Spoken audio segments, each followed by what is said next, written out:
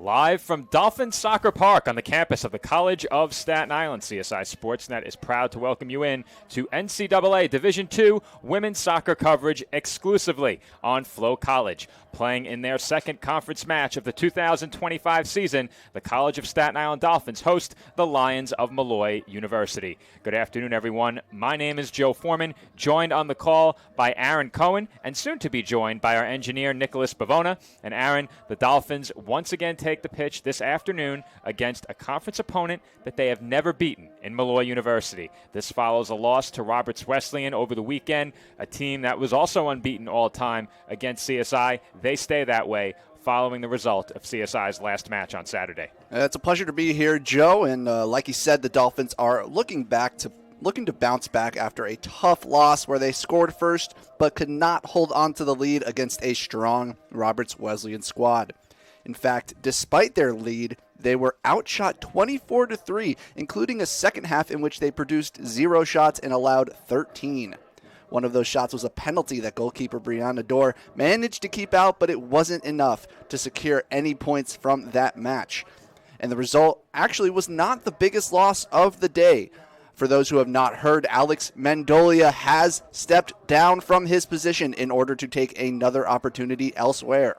So plenty of excitement around the opportunity with U.S. women's soccer for Alex. We wish him all the best and thank you for his contributions to our women's soccer program. Became a good friend of mine over the last couple of years, and we shared a lot of laughs in that office long after his action on the pitch came to an end. And that Top Chef Dorm Edition feature that we aired during our last pregame, one of my favorite projects that I worked on. Of course, he was a huge part of that. But with the end of one head coaching tenure, another begins as Joseph Otomiwu takes over as the interim women's soccer head coach. His first match at the helm sees the Dolphins take on a Molloy University team this afternoon in a match that either could get them back on track or put them in an 0-2 hole in conference play. We mentioned already that the Dolphins have never beaten the Lions. What else can you tell us about the all-time series between these two teams? Well, Joe, it has not been easy going for the Dolphins ever since they made that move up to Division II and joined the East Coast Conference. These teams have played each other 4 times dating back to 2021. In that first matchup, the Lions came away 6-0 victors. The following season was the same story, 5-0 scoreline, dominant performance for Molloy at home. 2 years ago during the Dolphins' best ECC campaign, this is 2023, they needed a win against Molloy in the last game of the season to have a chance at a playoff berth, but the Lions broke their hearts with an 82nd minute winner in a 1-0 game.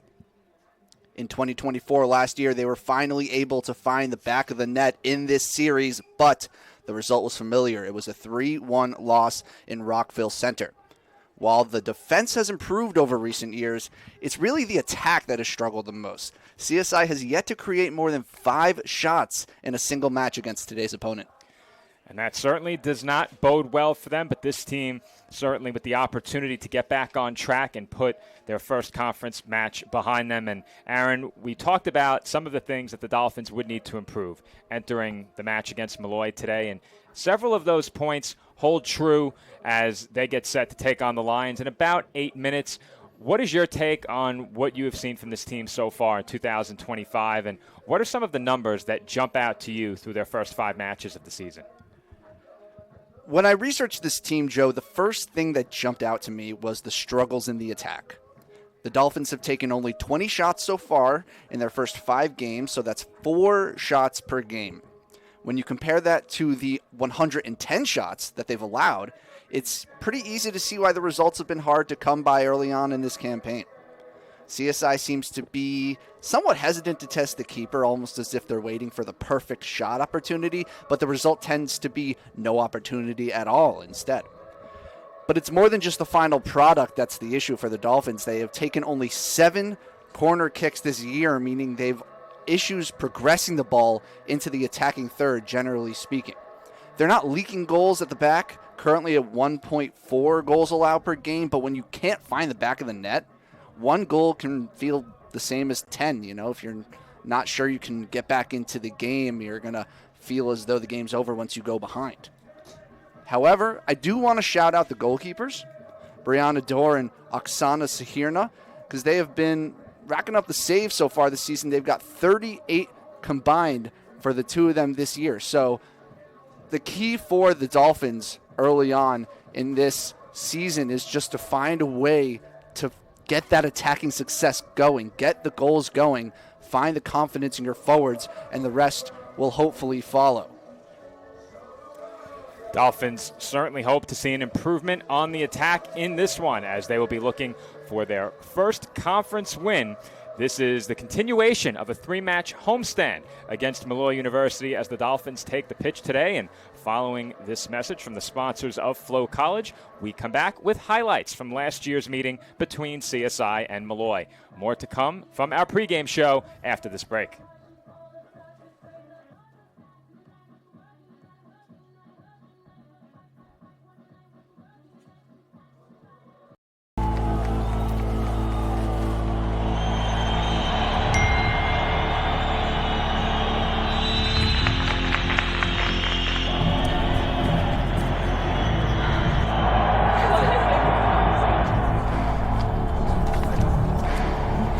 If you want to win in every arena of college life,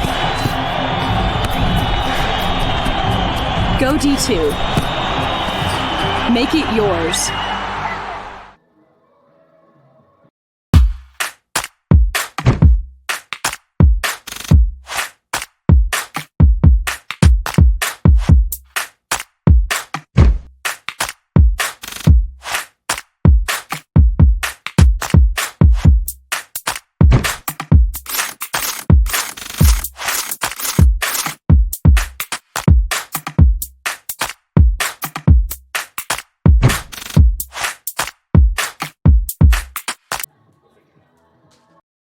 That's a timeout on betting. It completely changed the game, and you didn't even notice. Let me break it down for you. Betting ads are applying full court pressure and getting you to play the game. Many of you are falling for it and losing big money. Addiction is happening in some more than others. Now players are getting harassed by bettors. And we all know that's not how the game is won. So it's on us to be good teammates and draw the line to stay ahead of betting consequences. NCAA athletes don't just compete, they make history. Representing our nation with pride and excellence, they bring home the hardware. Our college campuses serve as training grounds for the next generation of stars. Catch tomorrow's Olympians and Paralympians on the NCAA Championship stage today.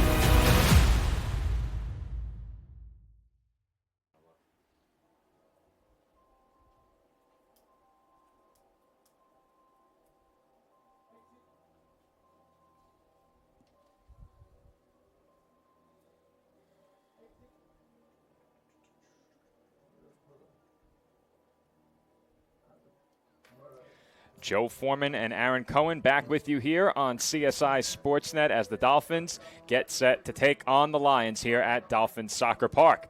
And Aaron, as we mentioned before the break, the Dolphins will be looking for their first win against Molloy today. That being said, they've had a shot to pick up a win in each of the last two seasons. In 2023, they dropped a 1-0 result, but last year they found themselves tied 1-1 in the first half before ultimately falling 3-1. Let's check out some of the highlights from that match, beginning with the first goal of the match as Michaela Barriga finds the back of the net early in just the 9th minute. That bounce, a good Molloy bounce, and sometimes that's what you need, a good ball to put it into scoring range, but it does find the foot of Barriga, and she is able to put it into the back of the net. Molloy goes in front 1-0. CSI were able to respond, however, in the first half. Just 6 minutes later, free kick into the box. It was Albano that hit it, and then the goalie could not grab it. It was a scramble in front of the mouth. Dolphins able to tap it in. It was Jenna Como to get the decisive touch. And lots of entertainment early on in this matchup. 1-1, just about 16 minutes gone in the first half. It was really anybody's game at that point. Dolphins wasted no time getting even. It took them less than 7 minutes, but Aaron, something that we've seen plague the Dolphins, specifically the last couple of years, those closing minutes before halftime, that shot rebounds off the bar, down to the turf, right in front of goal and onto the foot of Madison Falkowski. The assist goes to Olivia Ingenito, and Molloy goes in front 2-1. That was the go-ahead goal at the time. It would ultimately go down as the game-winning goal before they added one more. So the Dolphins in the second half trying to work their way back into this game, but it was actually Molloy who would put the nail in the coffin. Goal by Isabella Muro, open at the back post. Really nice cross from Sarah Cavallo on the left side, and that was really the nail in the coffin, Joe. Dolphins could not come back from 2 goals down. Molloy holding on to that 3-1 lead until the end of the match. Dolphins in that one falling 2 goals short, and they'll look to turn things around against Molloy here this afternoon as we get set to get underway at Dolphin Soccer Park. Starting lineups are about to be introduced as the two teams have lined up at midfield. So what we will do is throw it to one final break and a message from the sponsors of Flow College. When we come back, it is CSI Sportsnet coverage of NCAA Division II women's soccer. In our East Coast Conference matchup, the Molloy University Lions take on the College of Staten Island Dolphins. That's coming up next right here on CSI Sportsnet, now streaming exclusively on Flow College. Molloy University Lions and your CSI Dolphins. Today's contest is a dedication to Hobra, a taco joint, Staten Island, where we're proud to have shared our family-first spirit with people from throughout New York City and the world. With indoor dining available both at the bar and on the floor. Or step outside for additional seating and an outdoor bar. Serving beer that's crisp, ice cold, and worthy of a day at the beach. Cocktails that explode with flavor. And great food made with the freshest and healthiest ingredients available. Events feature food and drink specials, live music, and the best of Staten Island nightlife. Your CSI Student ID saves you 10% on your dining order at Hobra. Visit us at 412 Forest Avenue, Staten Island.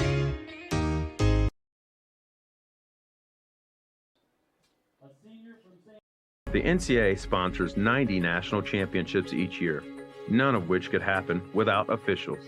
There's an urgent need for sports officials across the country, as they are retiring 4 times faster than they are coming in, leaving shortages at all levels of sport. The NCAA recognizes the importance of officiating on the student-athlete experience and is dedicated to the recruitment and retention of new officials for all sports. There are many great reasons to become an official. Stay in shape and get paid to do so. Meet new people and build relationships within a tight-knit community.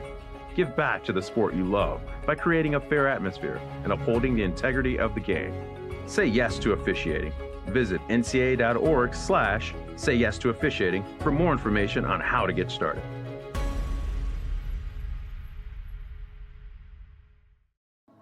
a freshman from Atco, New Jersey, number 8, Sarah O'Donnell.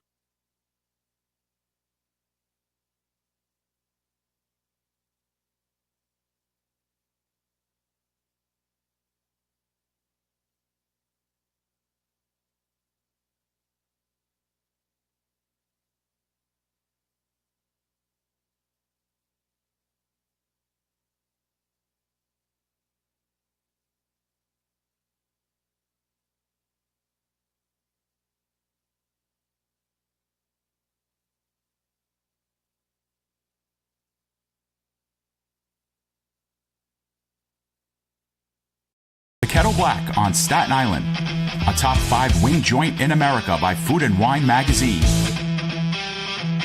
Serving daily lunch and dinner at the bar or on the floor. Perfect for family and group parties with top shelf drink and delicious food. From great times with good friends. Live sports and watch parties. To Staten Island's hottest nightlife. The Kettle Black features live music and DJs weekly. The Kettle Black features daily and nightly food and drink specials. The best Staten Island has to offer is at the Kettle Black. We'll see you there at the Kettle Black, located on 415 Forest Avenue, Staten Island.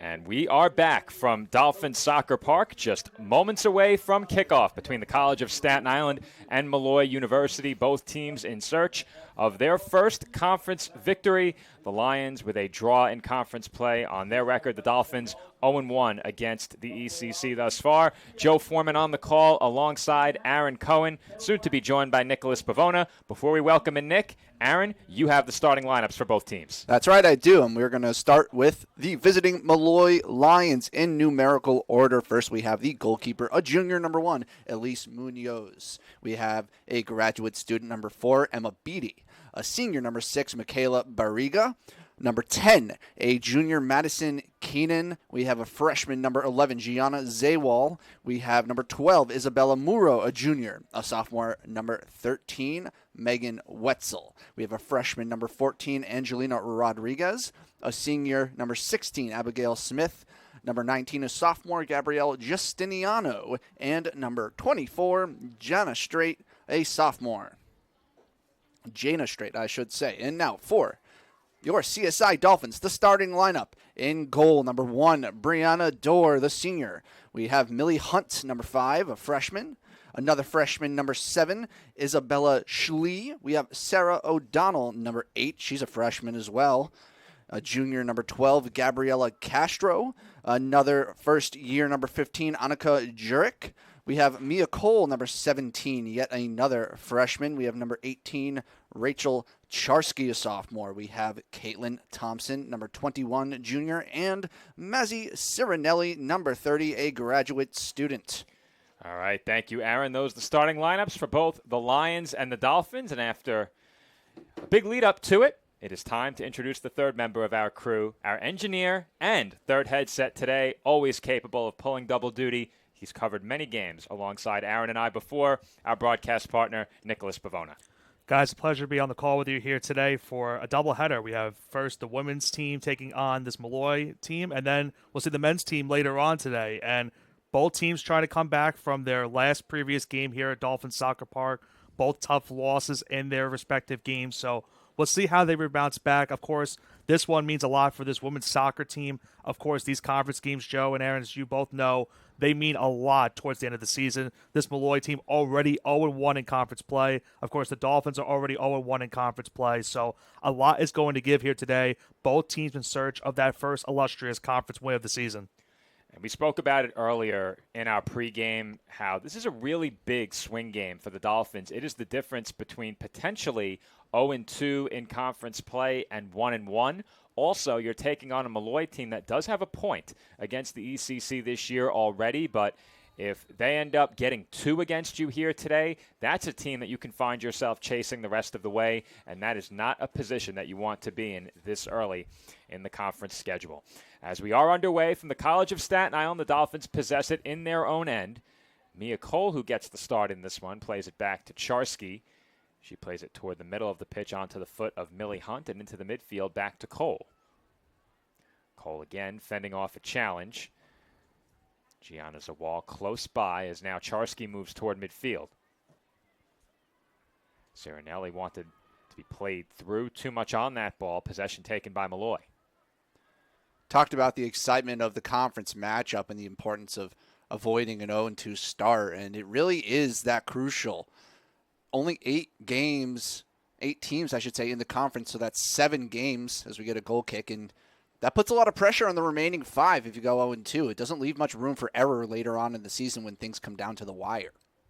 And keep in mind also, guys, that Molloy last year was 5-0 in conference play, so this 0-1 start, very unfamiliar for this team, and now trying to avoid an 0-2 mark in conference play if they are able to avoid the loss. Molloy being forced to retreat down toward their own end. They play it onto the foot of their goalkeeper, Elise Munoz, and we'll get reset here about 90 seconds into this one. And I think something else that the Dolphins had been looking to work on, and it's something we mentioned during the pregame as well, finding ways to generate a higher quantity of shots. And there's a lot to be said for teams that have plenty of quantity and perhaps less quality, but the Dolphins have lacked the quantity so far, and they're looking to strike that balance as that through ball ends up in the arms of Dorr, who dove on top of it, but the flag was up for offsides as well. It's a really nice idea from, I believe it was Isabella Muro in the midfield, a searching ball, but just a difficult timing to get, and it was just early on that. Hey, Joe, how many times have you and I mentioned it also as we have some potential chance? A giveaway, and that one's off the outside of the post, so very, very quickly the Lions get the takeaway and put a quality shot toward goal. Officially, that one won't go down as a shot on goal, but that's just as good off the outside of the bar, and Dolphins with an early scare escape unscathed. And I was going to mention, how many times have we mentioned, Joe, this year so far that this Dolphins team is trying to avoid that scenario where they allow these teams to get up 1-0 early, and it really puts them in that disadvantage. You and I have spoken about that many times as that one's volleyed toward the box, and Murrow hoping for another chance here, working toward the touchline, fires wide. And that was not deflected by O'Donnell, who was there defensively. Goal kick Staten Island once again. But that's actually a point I brought up in the last game, Nick, when I was on the call with Nick Durst. We mentioned how the Dolphins did something in their last match against Roberts that they've struggled to do, and that was score first. And that lead stood for a short while, but prior to the half, Roberts able to get even, ultimately took the lead and won. Well, when you're not used to taking that lead, you're also not used to holding that lead. And so Dolphins found themselves in unfamiliar territory, and that's just something you have to learn as a squad, find your identity, figure out the ways in which you defend that advantage. And hopefully, as we get on with the season and the Dolphins have more opportunities to hold on to leads, we'll see them perform better in those positions. And something that we also talk about, guys, as well, is the time of possession in terms of being on one side of the pitch to the other. The Dolphins, a lot of times so far in their couple of games so far this year, have been on this side of the pitch. So that's something they need to try to fix as the season goes on. They need to try to create those scoring opportunities, but also make sure they don't give up scoring chances as well.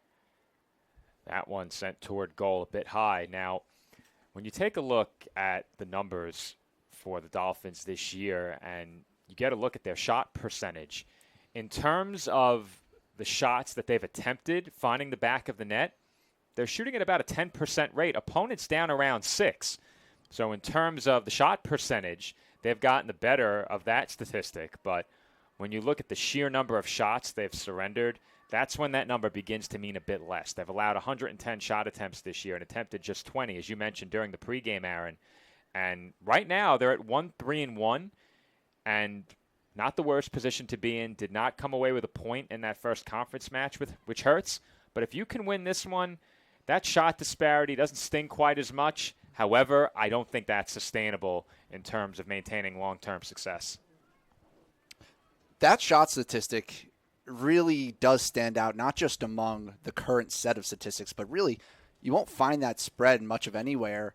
And the story that it tells is not one that you would expect from that stat line, where it's a team that sits back, absorbs pressure, and then tries to attack their opponents on the counter. It's really just a team that struggles to build out of the back and progress the possession into dangerous positions. So it's truly a full back to front type of development that they need as a squad this season.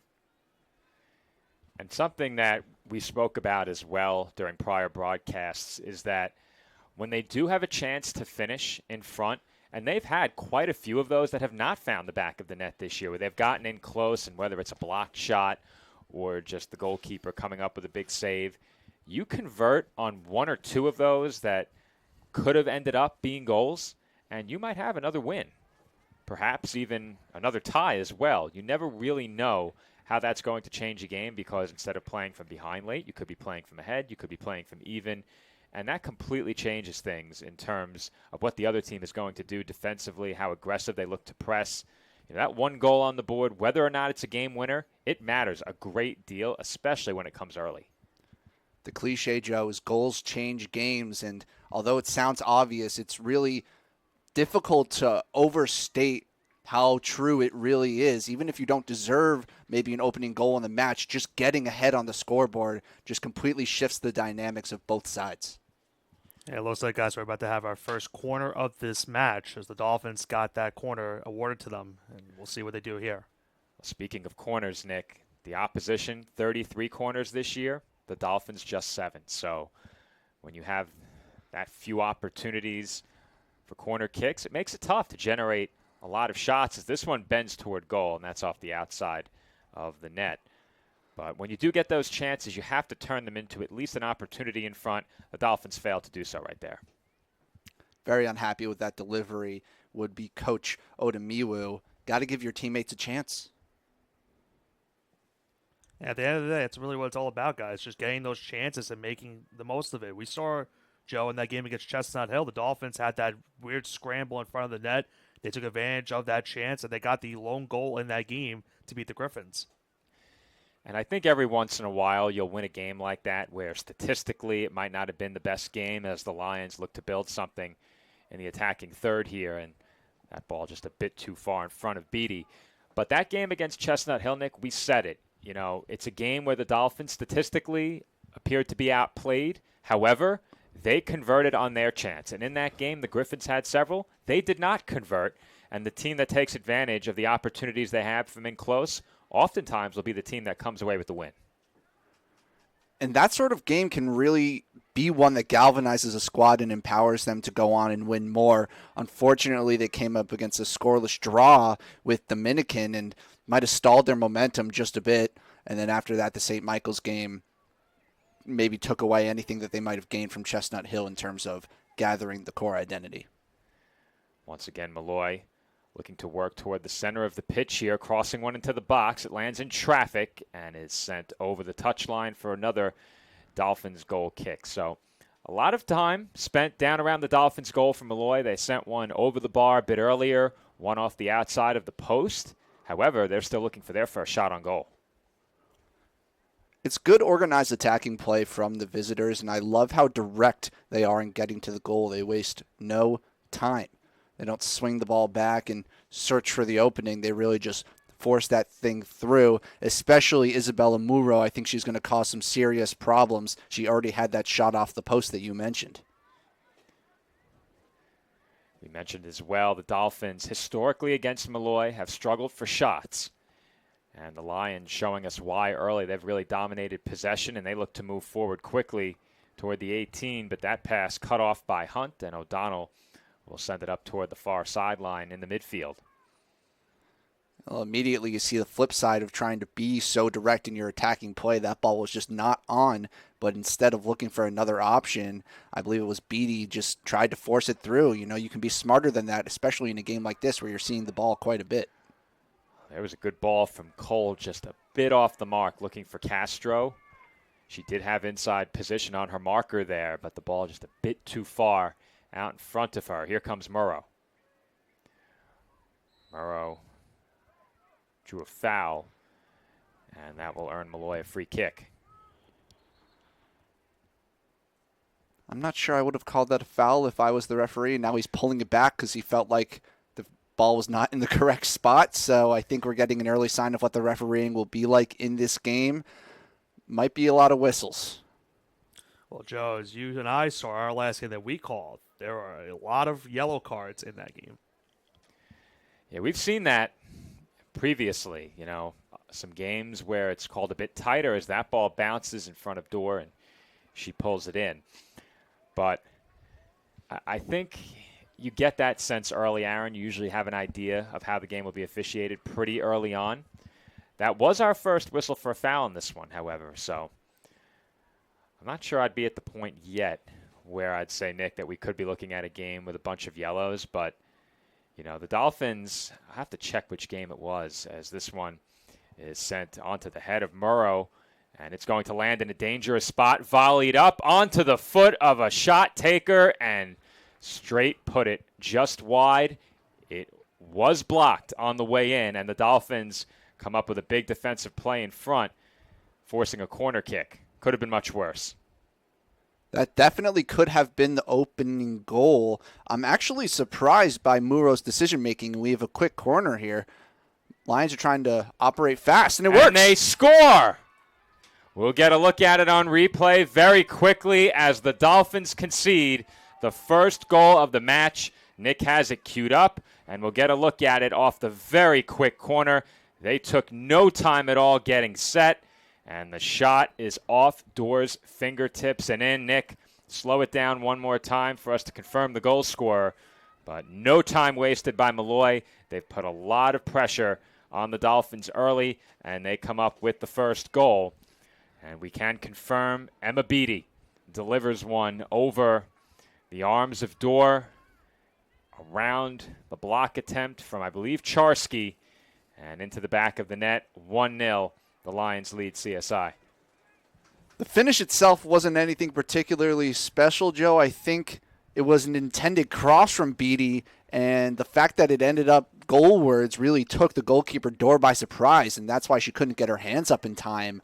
The real key to that goal was the way that Molloy is pushing the pace of the game. They didn't take the time during their corner to let the defenders set up. They didn't swing the ball into the box. They caught the defenders off guard, and they reaped the reward. It's a deserved goal early in this game for Molloy. And unfortunately, once again, guys, for the Dolphins, they now trail 1-0, and that's something that's been a plaguing problem for them these last couple of years, that they trail early in these games. An early goal here to start this game, and now they got to find a way to get back into this one. The last thing you need when you're struggling to create offense is extra pressure to score. And when you're behind, that's exactly what you have. Need to rescue a point and put a ball in the back of the net at the very least. Battle for possession in the midfield along the far side.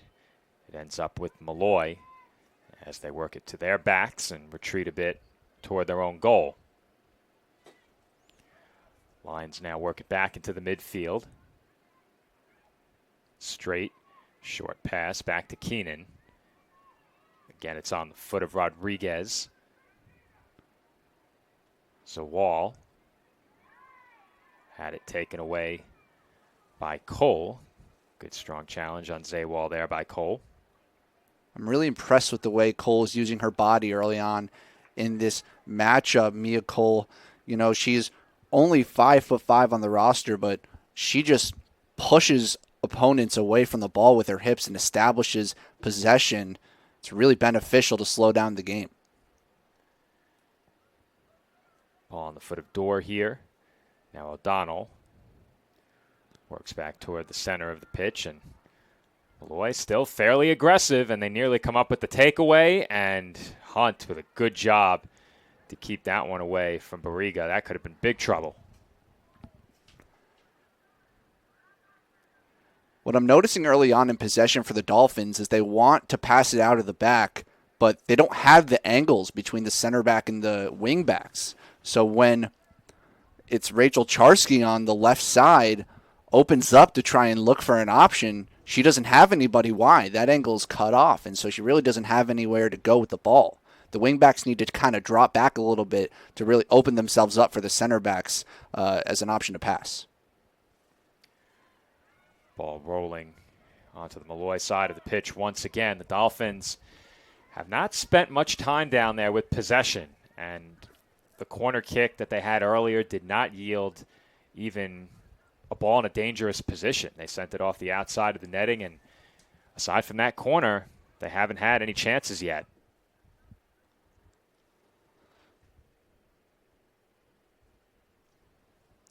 Lions will throw here from in front of their own bench. They play it up the far side, but nobody there for Molloy. Dolphins have it now. Hunt was pressured along the sideline, and it was deflected over the touchline for a Dolphins throw.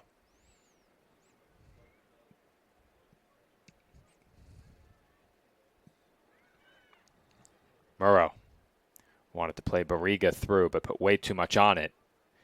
And the Dolphins with yet another goal kick. So a lot of very aggressive pass attempts from Molloy at this end of the pitch as well. And those haven't resulted in any of their great chances yet. But it's pushed the ball downfield very quickly into this area. And eventually they earn that corner kick that resulted in the goal. So even if you don't connect on those passes, it can still be beneficial to keep up that aggressive style. Well, with the way that CSI is trying to work out of the back, they're still going short on their goal kicks. They just can't get out of their own half. They can't progress the ball. So Molloy probably is not that worried about giveaways because they know they'll just get the ball back in due time. Lions with it along the near side. Murrow, quick pass onto the foot of Justiniano. Strong sliding tackle there by Cole, and Jurek came over to clean it up. Thompson over to Cirinelli, and Cirinelli lost her footing as she crossed midfield. Throw in from Molloy, taken quickly. It's those sorts of mistakes that can really kill you, especially when you're coming forwards. You know, an unforced error, you're not under pressure. There's no reason to give the ball away in that scenario. And I think oftentimes when your opportunities are limited, whether it be in terms of shots or just possession in the attacking half, those mistakes are magnified, and it's much easier to go back and pick out those key mistakes when there are so few chances. When you're a team that generates, let's say, 20-plus shots in a match, it's much easier to discount or forget about those key mistakes because another chance is coming up in short order, as you mentioned before. So I think that's something to keep in mind as well. The fewer chances you have, the more your mistakes are magnified. As the Lions move forward into the attacking third again, shot toward goal is wide. Zaywall with the left foot, put it outside of the post, and the Dolphins will have yet another goal kick. Definitely wasn't the shot that Zaywall would have hoped for, but I think the idea is correct because the Dolphins' back line just keeps dropping off, allowing midfielders to just drive into the space and basically get to the edge of the 18 unchallenged. Wouldn't be surprised if we get some more shots from outside the box for that reason. She had a good move to get herself into a position to set up that shot, but as you mentioned, Aaron, just not really the shot that she wanted. That one sent toward goal and just over the bar. That was going to be a really tough save for Dorr. And fortunately for the Dolphins, it travels high. I just wonder if or when the Dolphins will abandon this short goal kick tactic because it's just not working for them so far this match. It might be a little bit early to make such a shift, but I would imagine it's got to come sooner rather than later because this is the result we're getting from those goal kicks. It's just back to defending. And I think if they stick with it, the most important thing right now is to make sure it's not one of those first couple of passes that results in the takeaway. I think that's been the problem because when you play the goal kick short, it's typically going to be onto the foot of one of your backs in and around the 18. And if your giveaway comes on the first pass or two, it's instant attack. So if you don't want your goalkeeper to send it a bit further, maybe you have one of your backs make that attempt to send it a bit further, and you can still play the goal kick short if you choose to. Yeah, obviously you want your goalkeeper to be taking a goal kick, but it's not unheard of for a defender to take a goal kick if absolutely necessary, and if this continues, it might become necessary. That one sent in the air. It was headed by Smith. Comes to rest right in front of Murrow, and she moves in. A pair of Dolphins get between her and goal as she weaves through and sends the shot high.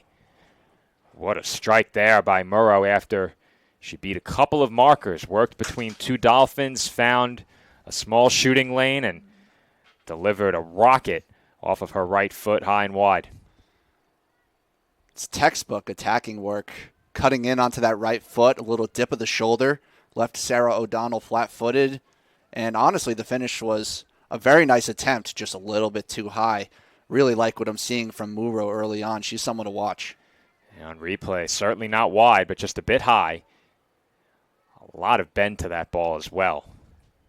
Really got her foot around it. Molloy getting to work once again. They have it up the far side. It's Zawal. Zawal gets around. Cirinelli working toward the center of the pitch. Short pass, rolls past Justiniano. She plays it back short to Smith onto the foot of Murrow. Murrow will try again. That was partially deflected. The flag is up. No goal. Offsides the call. Tough to tell where that was deflected in live action, but it set up what very nearly was the second Lions goal. Flag saves them there from an early 2-0 deficit. If I had to guess, I would have said that was actually a shot from Muro, and good job from her teammates to get in the box on a shot that was off target. Yeah, I think you're certainly right, Aaron. That was a shot, without question.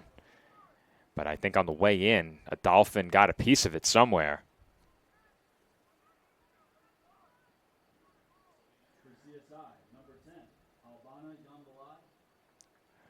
Havana Jean-Balai into the game for CSI, and she's joined by Phoebe Isola, or I should say, she is joined by Isola. I thought they announced Isola as coming out, but it was Isola and Jean-Balai who checked in for Staten Island.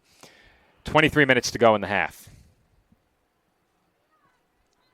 We await a Dolphins throw following another CSI substitution. Guys, here on the replay, you even see where the deflection happens, what you mentioned just a few minutes ago as well.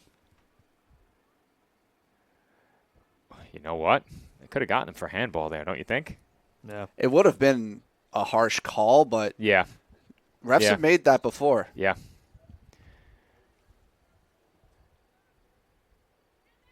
A plug for our... I was going to say, we might have a better look at it also on our close-up camera there, too. I can look at it in a second. That would have been a tough call, but... As you said, Aaron, not unheard of. Not unheard of. But a plug for our road coverage once again. The Dolphins will be on the road 1 week from today at St. Thomas Aquinas. CSI Sportsnet will be there. And the reason I bring up our road coverage is because the men had a goal against American International during our last road game coverage, waved off retroactively. The celebration was well underway as we get a tighter look at that shot. It hit the elbow, so it depends on whether or not you'd consider the elbow in that handball territory. That would be a tough call. I think, especially live in person with how close the elbow was to the body, and I would consider that reaction a natural position. It wasn't an attempt to make her body bigger, so overall, glad the referee did not blow up on that occasion. Murrow flagged for offsides there. Now, I meant to ask Coach Mendolia for it before his departure. He can still send it to me. I was actually texting with Alex during the pregame. He'll know what video I'm talking about. There was a video that we wanted to run during our pregame show, and we wanted to present the question, yellow card, red card, or no card. It was a challenge in a men's league game. And we wanted to run that in our pregame show and get each of your perspectives on it. He can send me that video right now if he has it. But we wanted to get each of your perspectives on the video, and then comes the big reveal. What was the call? Right. So he showed it to me. I gave my opinion, and then I got the big reveal made to me, and I wanted to give you two the same experience. So hopefully he can get me that video if he's still watching. If not, I will have to send him a text, and perhaps he can send it over, and we'll run it during the next game. That sounds like fun. I'd definitely be interested in seeing You what have you got. no idea. Oh, yeah? Oh, yeah. All right. You'll see. Good stuff. Throw in here for the Lions short. Played with the body by Inganito. Molloy seemed to have slowed down the pace of the game a little bit. Not as much constant action towards Door's goal. Lions working toward the center of the pitch. Short passing here, but the Dolphins really crowding that area. And getting a foot on it at least was Vasquez to force the throw in a bit further back up the pitch. Alex is finding the clip right now. That's what I love to hear. Perhaps we run it at halftime. That would be great. Yeah. As you can tell, I'm really excited about this. Throw in for Molloy once again as we're inside 19 and a half minutes to go in this first half. Dolphins trailing 1-0. I think what we're seeing in the flow of this game is CSI adjusting to the way Molloy is trying to attack. And they're still struggling to get forward, but they're marking a little bit better. Molloy has not been shy about attempting some longer shots. They've been aggressive with their passing and aggressive with their press, especially off of these goal kicks. And you could just see how close Ingenito is. And it looks like Dorr might elect to play this one a bit longer. You mentioned the long shots, and they're really working against Molloy right now. They're only up by 1, and they could be making better opportunities of those shots. Definitely not a challenge to get into the box if they so chose. You think it's a situation where mentally they're telling themselves, we know we'll have more chances, let's try it? Without a doubt. I think that's what's going on right now. And that was a good heads-up play by Charsky, lightly tapping that ball toward the attacker, and it immediately rebounded off Ingenito and out of play.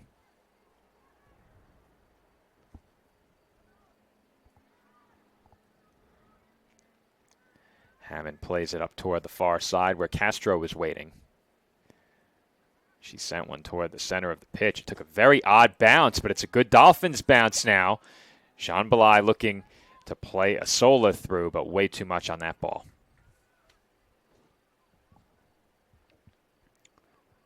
It's good hustle there from the number 10.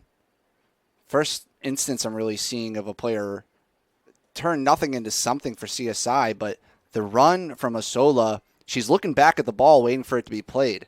You're never going to get through on goal that way. You need to put your head down and just sprint forwards. Trust your teammate will time the ball correctly. Burrow working along the touchline. Short pass in front, but unable to get all of it was Ingenito. And we'll have a good look at that one from in tight as Aaron. It appeared that Molloy was ticketed for a 2-goal lead. That was probably their best chance of the game, even including the goal. No question. Just a scuffed shot with that left foot. What you really want to do there is open up and just side foot it with the right. If you do that, you have all the space on the far post. Would have been an easy goal. Yeah, that's tough with the left. Pass coming from your left. Not easy. I think perhaps maybe she was trying to catch Dorr moving to her left and put it back inside, but you had a lot of bodies there, so it's tough.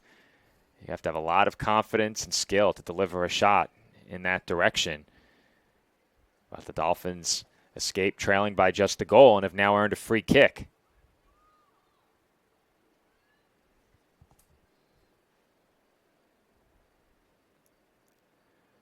Free kick on the way toward goal and awkwardly played out of the box. Munoz got caught in between there, it looked like, and that could have ended very badly. I can't really say I've seen many plays quite like that one, Joe. She was not under pressure at all. Yeah, as a goalkeeper, you've seen plenty from her perspective. She could have just let that bounce. Truly, she could have just grabbed that off the bounce. But it works in the end, and Molloy escapes the first real pressure they've faced since maybe the opening minute or so. We've spoken about it with the three of us on the crew together before. You're the only one out of the three of us with major collegiate athletic experience. As that one sent toward the box and volleyed high off the deflection. Molloy came very close yet again, and with 15 and a half minutes to go in this first half, the Dolphins again escape a very dangerous moment, trailing by just a goal. We're seeing what happens when they don't take those shots from outside the box and they continue to try to work that attack. They can do things like that. Muro, another instance of maybe using the wrong foot. If she uses the back foot there, the left, she doesn't have to twist her body. It might have been an easier finish. And the dominant narrative in the opening half hour is, despite the lead, Molloy could be much more clinical. They certainly could be ahead by multiple goals. Certainly 2, maybe more. it begins to get dangerous after a point. We're not close to that yet. That'll come later in the second half if it's still 1-0. But the longer you go with only a 1-goal scoreline, the more it emboldens the team behind. And that's how you can end up with some unexpected and perhaps even undeserved 1-1 draws. When you're a goal away, anything can happen. Say it all the time. When a team's trailing by 2, just get the 1. And then you're a good bounce or a strong attacking play away from even. And there's not really much you can do, especially late in the game. From 2 goals down, you stay within a goal, anything can happen. And we always say, Nick, what do we say here on Sportsnet? Trying to think what you're getting at, Joe. Expect the unexpected, Nick. Come on now. It's been a long week for me. Yeah? He wasn't expecting you to prompt I'd him. ask what you were up to. I'd ask what you were up to, but I won't do that. Celebrating a wedding, with some family over the week. So it was a very long week, but I'm glad to be back here. I heard you checked your pool on the plane. It was not my pool. That was I don't not know you. Whose swimming pool it was. That is absurd. Of all the checked items that I've heard on it was inflated? I would hope don't know. not. I guess. Maybe it was new in the box. Aaron, to post reference, I went on my flight on Tuesday, and the flight attendant asks, is someone checking a swimming pool? A swimming pool? A swimming pool. Why would you ever be doing that? Oh, chance here, potentially. The ball toward door, but Aaron, it looked like she hesitated on the run. She did. It's the same idea. You can't be waiting for that. The idea is to be in behind when the ball gets to you. And if you're turning, waiting for your teammate to see if they pass it, you're just not going to be in the right position, Joe. That's got to be coached out. You got to put your head down and run forwards and hope for your teammate to get the ball in the right spot. Well, the Dolphins certainly were geared up for their best chance of the game right there, without question. And I think if she continues that run, she's through. Without question, she's through. Listen, if you make a run and the ball isn't good enough, that's not your fault. And now the Dolphins may have another chance here as they play one in front, and it gets through onto the foot of an attacker, but the shot was denied. It traveled past Asola, and I think it might have been Nagel who got a foot on it over there on the doorstep, and now the Lions looking to counter, and they're moving quickly, Nick, so we might have to cut away here. Molloy in the 18, sends one toward goal, saved, and O'Donnell will clear it out of danger for now. Another shot attempt could be upcoming, and it skips into the arms of Dorr. Nick, let's go back to that replay of the Dolphin shot attempt. I mean, without question, the most dangerous moment. Vasquez with a really good ball, and I think Asola just failed to connect. If she does, I think the Dolphins score. And I do believe that was Nagel right on the doorstep in front along that back post. Had a chance to put that in, but just couldn't connect cleanly. And as we said earlier, those are the opportunities that will really haunt you when your chances are limited. Two opportunities there. One for Asola to connect. She couldn't. And another for Nagel to get the shot off. And neither happened. And those loom large when your opportunities are so few as you get one more look at that Molloy shot as well. It just went begging. Joe's sitting basically 6 yards out from goal, just begging for someone to put their foot through it. And it just didn't open up at the right moment for the Dolphins. But it's a really positive sign and showing that they're growing into this match more and more. Molloy working it toward the far side here. And now toward the center of the pitch with some room. And very quickly, Inganito puts a shot on goal. Didn't get all of it again. She didn't really need to take that chance that quickly, Joe. I don't think she was aware of the lack of pressure she had. She could have easily taken a touch and assessed her options. There's a slow motion look at that Dolphins sequence, and it looked like Asola was there to get a foot on it, just didn't connect. And then Nagel did get a shot off initially, but it was blocked at the point of the shot effectively. And those are the kinds of chances that if you do end up falling by a goal, those are going to haunt you, and you'll lament that missed opportunity.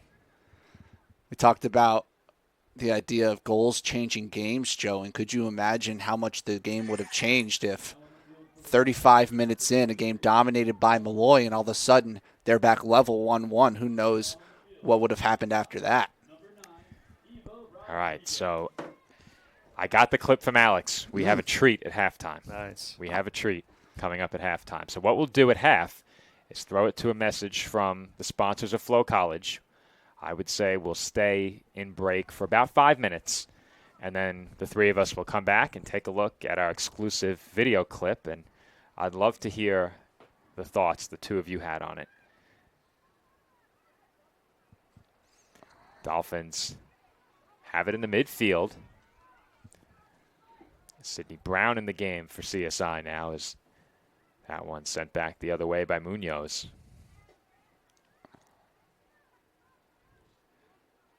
Dolphins all over Incognito there as they play it back to Dorr.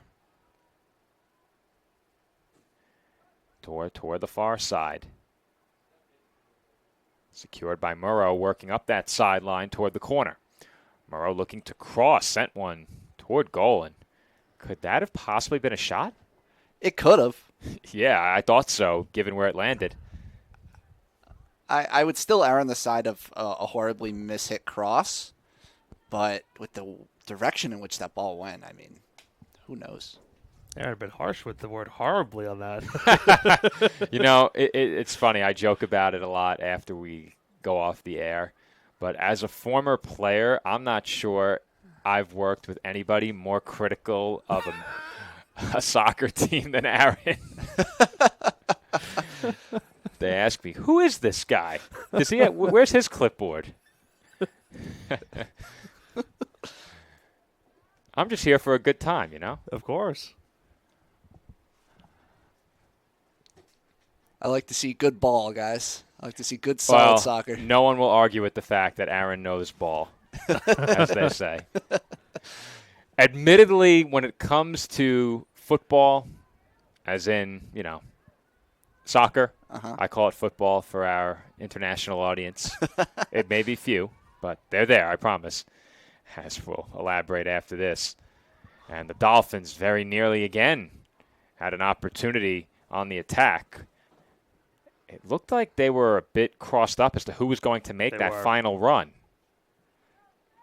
It almost happened on accident. Yeah, the ball ended up between Rodriguez and Asola. But I was going to say, when it comes to soccer, for me to say that I know ball, what do I always say, Nick? Again, I don't know where you're going with this one either. Sorry, Nick. Nobody likes a liar. Okay. That's what I always say. Has that sent toward goal and over the touchline, out of play. Joe's trying to throw me 2 alley-oops today. I've missed both of them. It's all right. It was a long week, Nick. It was a long week. Mm-hmm. You got no sleep in Buffalo. I got plenty of sleep up in Connecticut. Next week, we travel an hour or two north from where I live in New Jersey. We're going to spend 3 days up near Spark Hill and take in the soccer doubleheader on Wednesday. I love the away coverage, Joe. I feel like that's something. You're free to join, Aaron. You know, we always encourage free labor. You do get a free hotel room out of it. I didn't know that this was happening. I'd love to hear more details off the air. All right. Basically, I drive up there and park myself at a hotel for a few days and cover the games and then come home. We need to get diamond status, Aaron. You know, we're not going to go into details on that, but I'm closing in on Hilton Diamonds, so we need to make sure we get our nights in. Oh, I see. Joe and I, of course, made that trip to Spark Hill last year for the softball tournament. Here come the Lions again, and that pass in front broken up and nearly off the breakup. Molloy getting a shot attempt. I see some gesticulating, Aaron. What did you see? Well, they're just getting in their own way. Nothing crazy they managed to get out of it. But you'd just like to see more communication. Well, I think you and I mentioned this in our first broadcast, Joe. There's a lot of new chemistry they're trying to build on this roster. A lot of players from last year's team are gone. You're still trying to build that team camaraderie. And, you also add that you have a new head coach as well now this early in the season, too. So there's a lot of factors that are playing into this team right now. You're kind of seeing it a little bit, but these last couple of minutes have been a little bit encouraging for this Dolphin squad. I think that's some important nuance, Nick. This team is definitely deserving of some grace with all the circumstances surrounding the program at the moment. Throw in Staten Island here with just over 5.5 minutes to go until halftime. Dolphins are looking for a foul there, but no call. For a moment, I thought they got it, but they did not.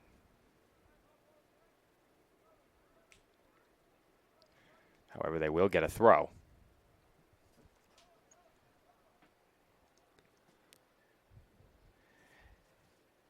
And we've said it before. If you can steal a goal in the closing minutes of a half, that is huge. And we saw the Dolphins do just that. I believe it was in that game against Chestnut Hill, Nick. It was. And I was actually about to make a point regarding that game a bit earlier. And then we had the goal from Molloy. But we were on the topic of how aggressively games can be officiated and how many yellow cards might be handed out. The Dolphins last season, for the entire year, had 14 yellow cards. In that game against Chestnut Hill, there were 8 total. The Dolphins got 5 in just the one game. Yep. Not something we see very often, and I think that game is one of those, Nick, that was officiated very tight.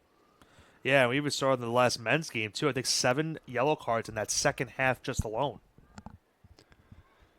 To make a baseball analogy, when you're playing and you're at bat, you kind of have to learn the strike zone. In every soccer game, you have to get a sense early on of the way the ref is officiating the game and adjust accordingly. Some refs just like to give out those yellow cards as warnings, and sometimes it deters future infringements, and sometimes it doesn't.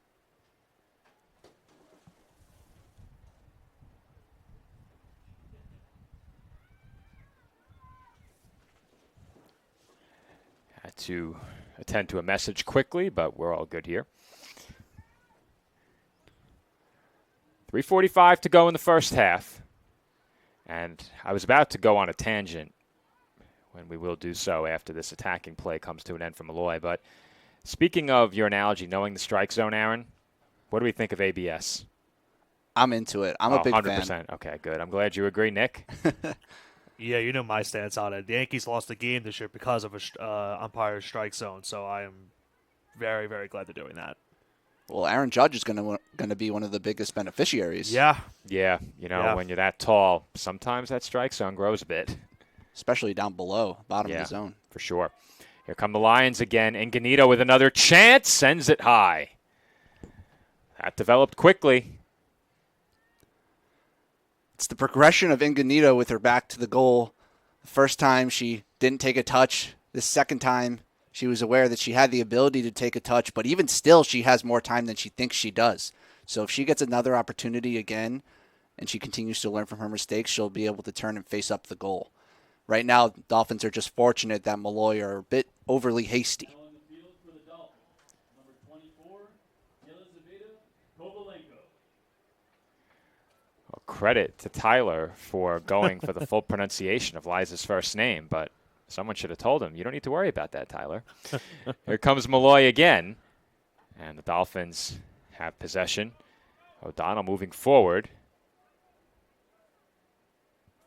Played it to the midfield, and Rodriguez lost her footing over the ball. Molloy right back to work.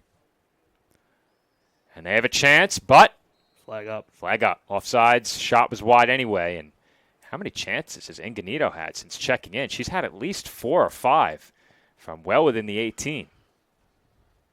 And I have no doubt that frustration is growing, Joe. I've seen it on the faces of a few of the players.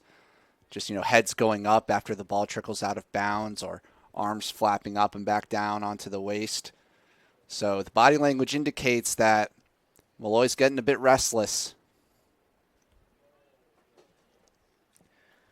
So the Dolphins also need to clean up in the second half as well, guys, is that their turnovers have been really plaguing them too. They're thankful that this is only a 1-goal game right now. Dolphins have it in the midfield, and they're hoping, as they did against Chestnut Hill, to somehow get even in the closing seconds of this half. Molloy, of course, will do whatever it takes to prevent that from happening, even if it means being a bit more methodical in these closing seconds. They've been very aggressive to this point, both in their passing and in the press, and in their shot selection. It's been an overall aggressive approach for the Lions in this one as Beattie weaves her way through the midfield. Short pass toward the sideline. Murrow onto the foot of Inganito. And that's through Door's legs and in. Inganito delivers in traffic as Door had it go straight through the 5-hole and into the back of the net. Aaron, that's not something you see too often. No, especially not from that position. Sometimes you get a shot from a sharp angle that goes through the keeper's legs, but this one was just unlucky. Door couldn't react in time, and you have to say the goal was coming not only for Molloy, but for Inganito as well. Third time's the charm for the senior Molloy. Now 2-0 up, and that'll relieve some pressure going into the break for the visitors. You talked about it earlier, Joe. How backbreaking is that for these late goals to end a half? That's a really backbreaking goal the Dolphins allowed right there to end this one. Yeah, that one really hurts if you're CSI, both in terms of coming away with points in this game and in terms of morale entering halftime. But we have reached halftime, and it is Molloy University off to a strong start as you get one more look at what effectively was a sliding tackle that became a goal. You had two players over the ball. It was Inganito and O'Donnell, and Inganito just went straight for it, sliding at that ball and hit it in the right point and put it both through O'Donnell and through Dorr into the back of the net. The Lions over the Dolphins 2-0 at the half, and while the morale on the Dolphins sideline may be down after that goal, we're going to try and help that for our Dolphins fans here on Sportsnet. We'll have a couple of breaks featuring messages from our Flow College sponsors. After that, as promised, we are going to have a unique video exclusive to our Flow College audience. So be sure to stay with us through halftime and check that out. We get a look at a call in a men's league game. And Aaron, Nick, I'll get your thoughts on it. Then the big reveal. We'll be back in about 5 minutes.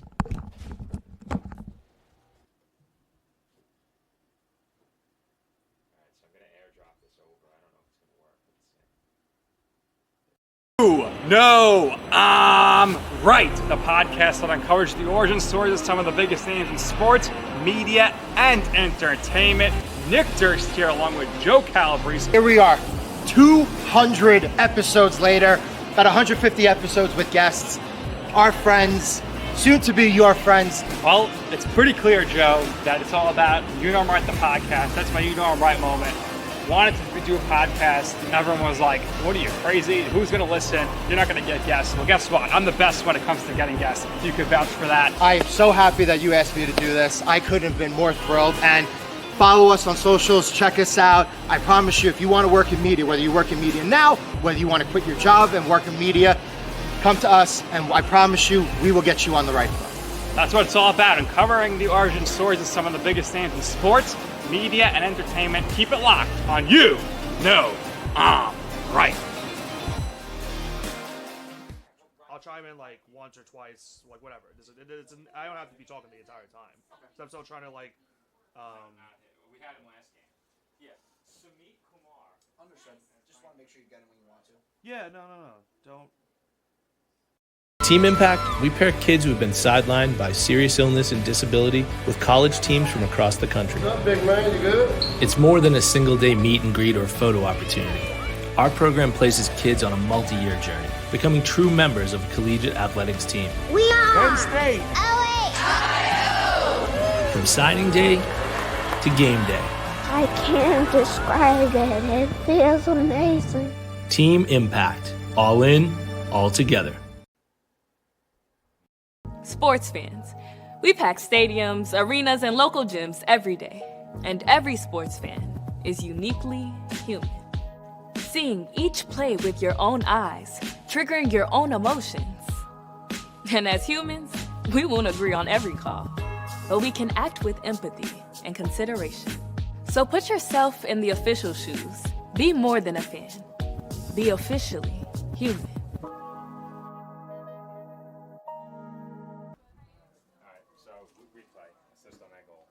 Yeah, let me put another one of these.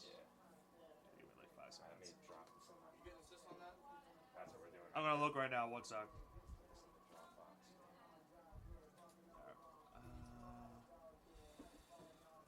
Should I play a commercial here while we're looking at the replay or no? No. Well, we're not going to look at it. We're not gonna look at it like replay. Yeah. Yeah. Let me see. Yeah. All right. Can I get a number here? Because it'd be this one, right? This girl? Let's see.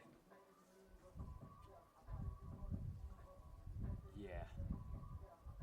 We're going to need to full screen that. No, that's not the goal. Oh, wait, all Need right. the goal. This Yeah. You got it? All right. Yeah, it's 12.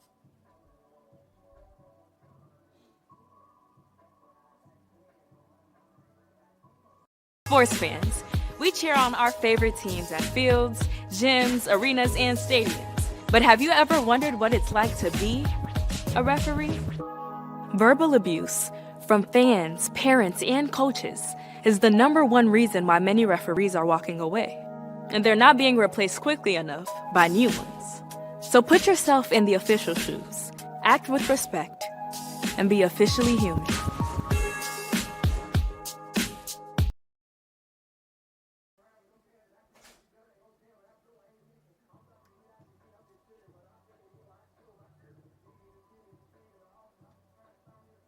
Oh no. Oh, I thought it was the wrong orientation.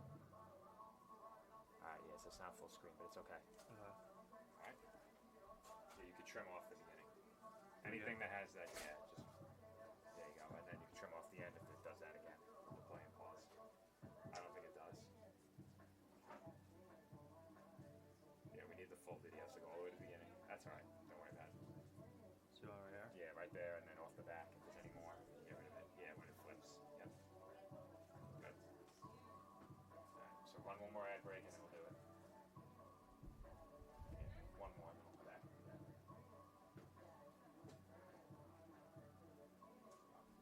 Campuses nationwide, the NCAA is making transformative changes for student athletes. While they pursue their biggest dreams, we're launching new initiatives to help them.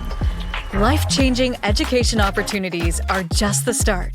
The NCAA is providing enhanced mental health services. We're guaranteeing scholarships and tuition and expanding access to healthcare. Visit ncaa.org/change to learn more.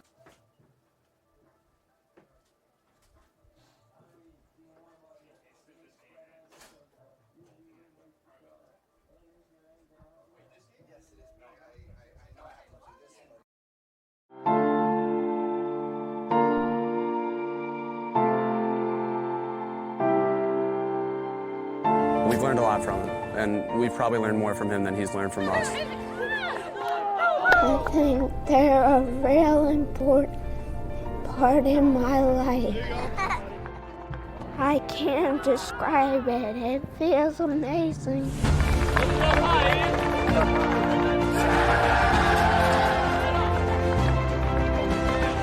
Team Impact is a national nonprofit that connects kids living with serious and chronic illness with college athletic teams, forming lifelong bonds and life-changing outcomes. Give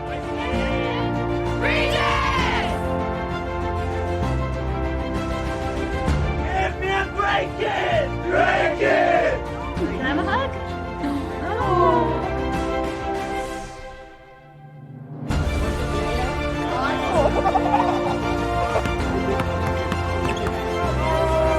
What's your favorite subject? Math.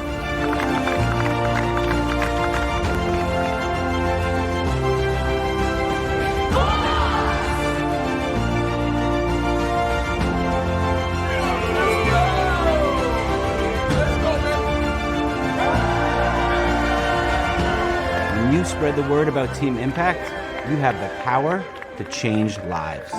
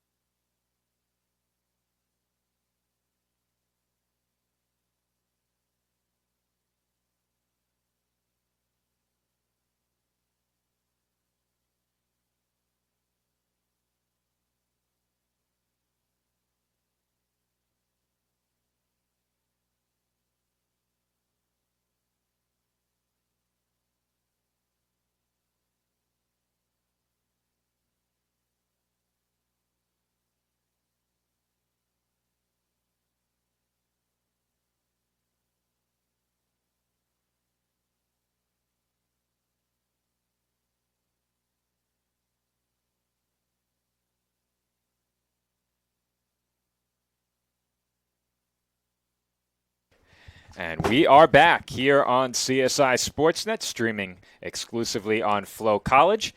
We have about 30 seconds until the start of the second half. So what we're going to do is run the video clip that we promised. Our question is, yellow card, red card, or no card? This is not a collegiate game. This is not an indictment on any official. This is all in good fun. Let's run the clip, Nick. It is not a full screen clip. Oh, good. And it also should not be vertical. But yeah, I'm not sure why it's like that. It's not playing vertical on our end, but unfortunately, you'll have to turn your head a bit, Aaron. Sorry. Now, here it comes. Okay. Right, so back it up, Nick. Let's run that one more time. I think I understood what happened there. Yeah, we're going to run that back one more time. So you can clip it closer to the end, Nick. We still have some time. While it's running, you can clear our graphics out of the background and get our scoreboard ready. All right, there it is. So the collision. Unfortunately, it is playing for us horizontally. I don't know why it's doing that. I could have rotated it if I knew it was playing in the incorrect orientation, but it was playing for us correctly. So you saw the play. Mm-hmm. Yellow card, red card, no card. Well, you have to call a penalty, right? Like that's got to be. It's got to be a penalty kick, right? Aaron thinks it has to be a penalty kick. But Meanwhile, we have check. kickoff here, so.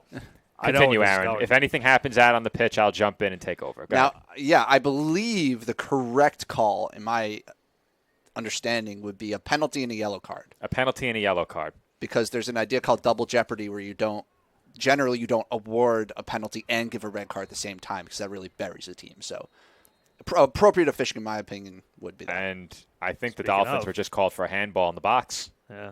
Oh, no. Can we get a replay of that? Now, let's get a replay, Nick. Yeah. It was certainly off the elbow, and they are going to award Molloy a penalty kick.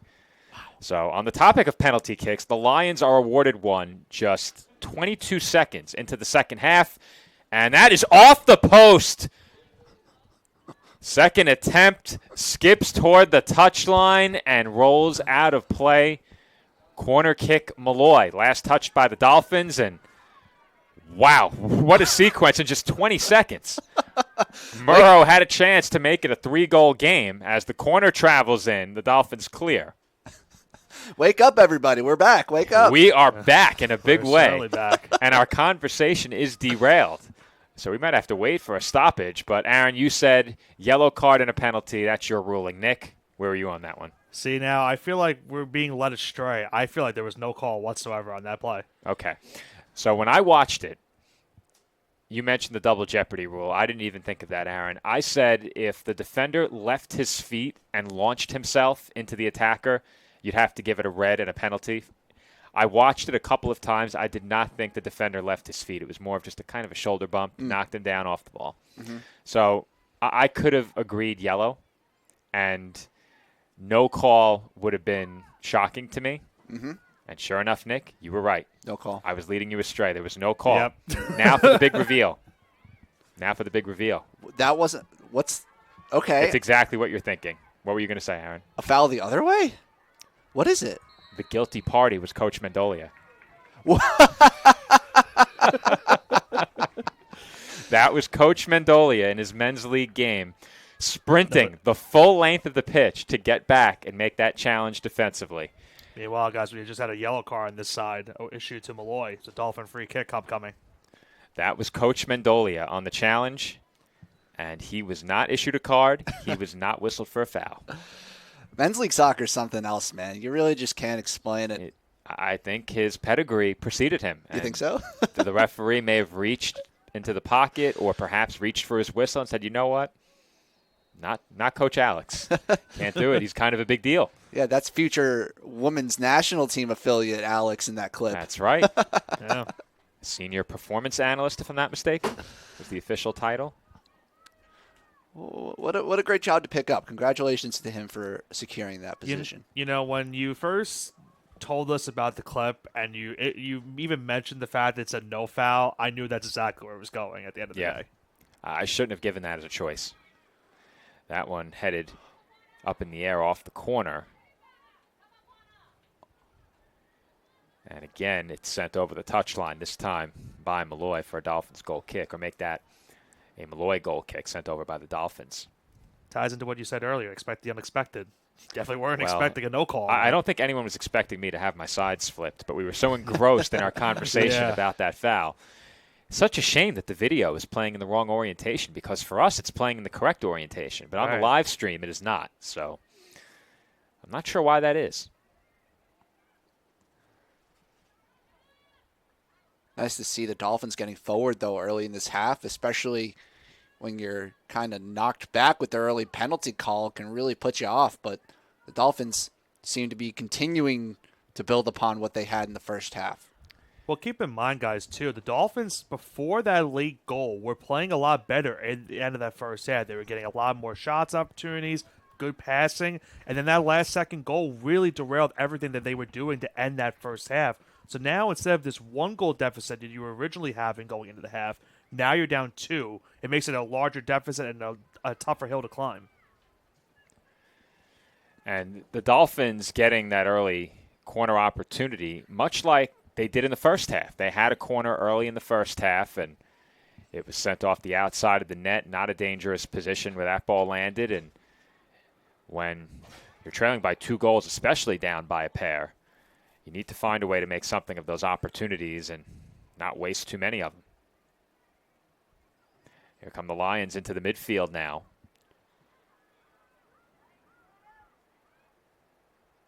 That one's sent off of a line by Riley Hammond, but Molloy will control again, and they work across midfield. Ball rolling toward the corner quickly, and the Dolphins will get to it and clear it over the fence. That will at least buy them some time.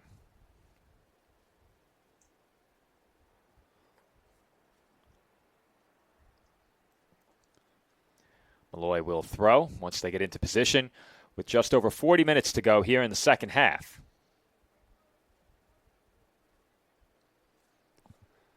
The dynamic to watch as these minutes tick on early in the second half will be, when do the Dolphins begin throwing caution to the wind? When you're 2 goals down, eventually you have to leave yourself exposed at the back in pursuit of a goal. Murrow puts one on goal. It's cleaned up and put in. No flag for offsides. And just like that, the Dolphins trail by 3 as Molloy has now broken it open. Well, it's the 2 attackers that have been on the tips of our tongues all game long. Isabella Muro with the footwork on the right side of the box, and she really did the majority of the lifting on that goal. Put a shot towards the net, didn't quite get across the line, but striker's instincts from Olivia Inganito to be the first one to that ball, and she gets just about the easiest goal she will ever pick up, maybe even just a foot before the goal line. 3-0 here to Molloy. The Dolphins now find themselves in a big hole. And we've said it throughout the game, when you have as many chances as the Lions have, you're going to break through, and they felt that way. You could tell, given the quality of the shots they attempted. Some of them taken from very far out, others coming from in very close, but they knew that they could afford to attempt some of those longer shots and longer strikes when you're getting plenty of chances from in close as well. And you mentioned it as well, Aaron, the Dolphins struggling to get out of their own end and work from the back all the way forward onto the attack. Molloy's capitalized in that regard as well. When the Dolphins have had goal kicks, Molloy has very quickly gained possession back and gone to work. It's mostly been a one-sided affair, unfortunately, for Dolphins fans, and the challenge for the remainder of this game for CSI will be, can you remain motivated? Can you keep yourself in this game mentally? And to be honest, you're early on in this season, you're staring down the barrel of 1-4-1. You've only scored 2 goals this season. It starts to, beg the motivating question of, what are you made out of as a team? What do you have? Do you have the pride to go out there and show you're capable of scoring? That's what I'm hoping. That's what I'm hoping will motivate the Dolphins until the final buzzer of this game. We had a stoppage briefly for an injury on the Molloy side. I believe number 14. Yeah, that's Angelina Rodriguez.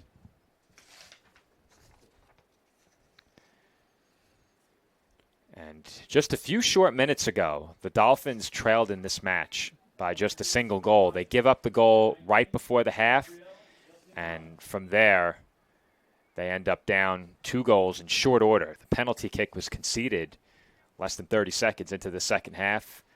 They avoid conceding the goal there, and just a few minutes later, Molloy strikes for goal number 3.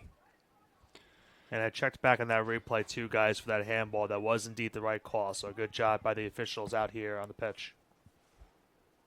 Here comes Murrow again along the touchline, and that's sent out of play by O'Donnell for another Lions corner kick. But I think the trap that you can fall into, and perhaps it's not appropriate to call it a trap, but you fall behind by 3 goals, and it's easy to get demoralized in those situations and to let games like this get away. But in terms of tiebreaker, goal differential could end up mattering, especially in the conference standings. So you can't afford to let this get out of control.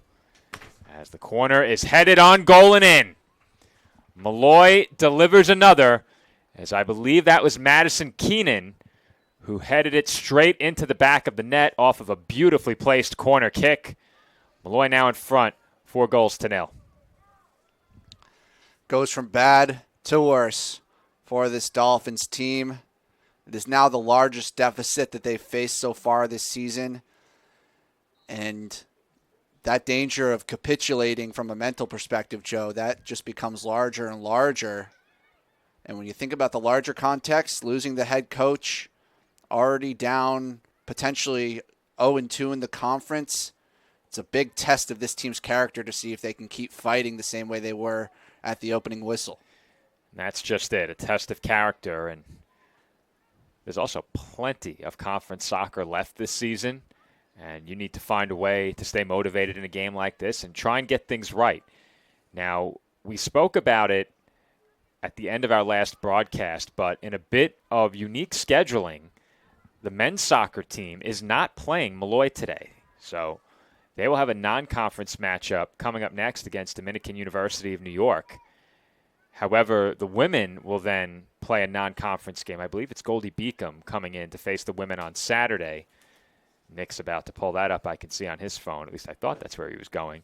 I think I have the schedule here, Nick, so we'll be good. But the Dolphins on the women's side have Goldie Beacom on Saturday in non-conference play. So you do get that break from conference play to try and figure things out. And right now, given the 4-0 score, it appears this team could use it to perhaps try and get right in that non-conference game and then head into the match against Stack next Wednesday strong, because we're on the road for that one. So we need to make sure it's a good one, right? Aaron wasn't sure where to go with that, but Sportsnet's on the road, Aaron. We're impartial, but Sportsnet's on the road, so you don't want to see any 4-goal results in either direction. You want to see a good, close, competitive match like we had in our first road contest. I'm still thinking about this game here, Joe, and I'm just trying to wonder what the Dolphins are going to look for the rest of the minutes, because you got to try and find a reason to still be invested, something to get out of it. And I'm wondering if maybe we'll see some substitutions coming forward just so that new coach, Odemiwu, can get a sense of the quality of players on his bench and what they can contribute out on the pitch. Another point that I brought up earlier in the season as well is how the Dolphins have brought on a lot of new players this year. So for a lot of these Dolphins, this is just game number 6 on this roster. And for many more, it is collegiate game number 6. There are some transfers out there, but for many of these Dolphins that have come on as freshman recruits this year, this is just game 6 for them.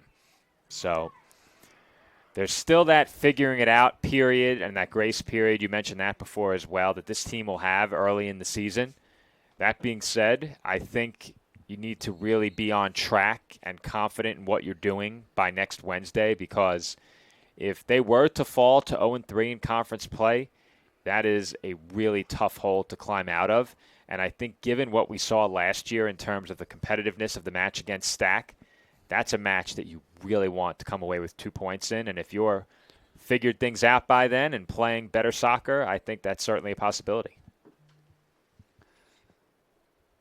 There's always room for growth, especially in a season like this. They have 5 freshmen in the starting 11 in this match.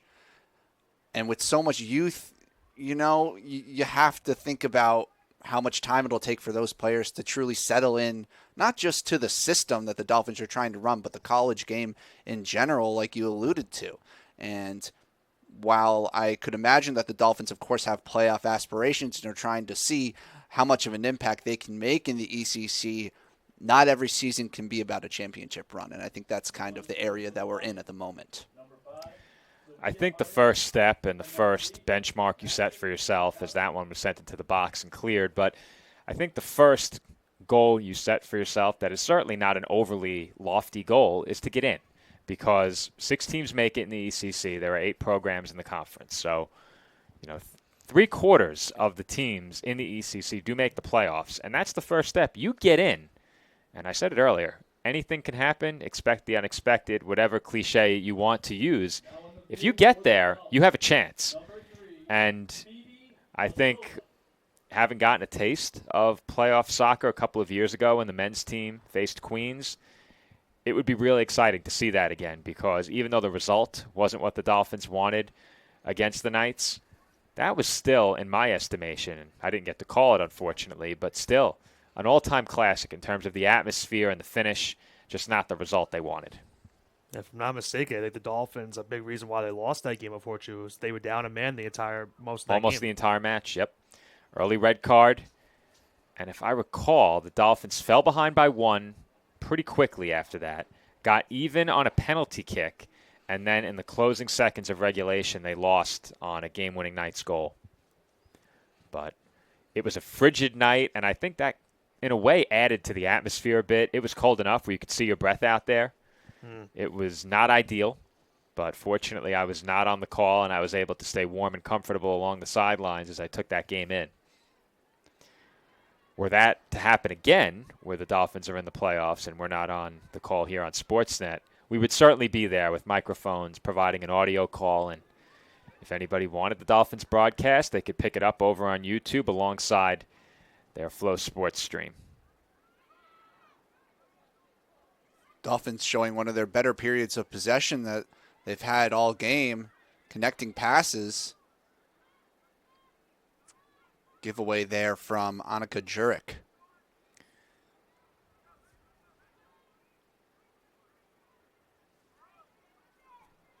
Ball in the midfield now on the foot of Hammond. And a foul was called. I thought perhaps they might play the advantage there for a brief time. Took the words out of my mouth. Yeah, you see that every once in a while. Playing advantage is a tricky judgment call for a referee because you're trying to predict how favorable the scenario is for the team who got fouled, and you're bound to get a couple of those wrong. That one over everybody and over the touchline for a Lions goal kick.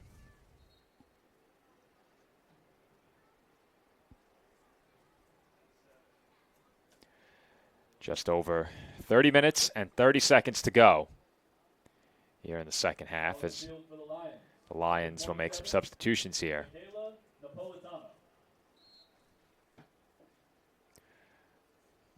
Michaela Napolitano into the game.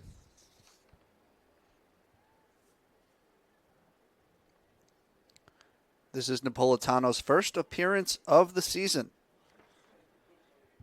So congratulations to the sophomore for getting onto the field in the year 2025. Well done. And she very well could have 30 minutes of action here. I was wondering, Joe, if you're going to make a comment on Aaron saying field. You can do that. It's not anything like Mound Circle. It is not Mound Circle. So, Aaron, as you know, Nick and I cover baseball and softball here. You've covered it alongside us in other venues before. We do not call the circle over at softball the mound. That is a cardinal sin of the broadcast. You cannot do that. I think he was trying to get you for calling the pitch the field. I was. I know you were. I was putting it I'm kindly. not afraid to show it. Nick, we're going to have some conversations in private, you and I. going to be a long car ride to the stadium if you join us later, Aaron. You and Nick are going to be in timeout in the back seat. Well, we were talking about not too long ago Aaron's famous call for Georgian Court. Ah, that is true. So Nick and I, during the men's match against Georgian Court, brought up your sign-off over at baseball where you said the Dolphins have been proven guilty in the Georgian Court. And the way I told the story is this man on our home broadcast remarked that we were proven guilty in the court of the visitor. At least you weren't on PA congratulating them for their first win as a program. Did that happen as well? That did. It did. You and Probably I didn't not. notice it until Not after. what the team wanted to hear at the moment. I wouldn't have done it, but I was many miles away in Florida in a hotel room on the cell phone with you guys. So, unfortunately, it slipped through the cracks. That was Aaron. I was gonna say we didn't hear it. Then when it happened, I had to find out afterwards that it happened. So, oops. Yeah, oops is right. We have an injury on the field for Molloy as well, and they'll wave the trainer out. And they just stopped the clock now. I think that was Marissa Tonic grabbing her ankle, so hopefully she's okay.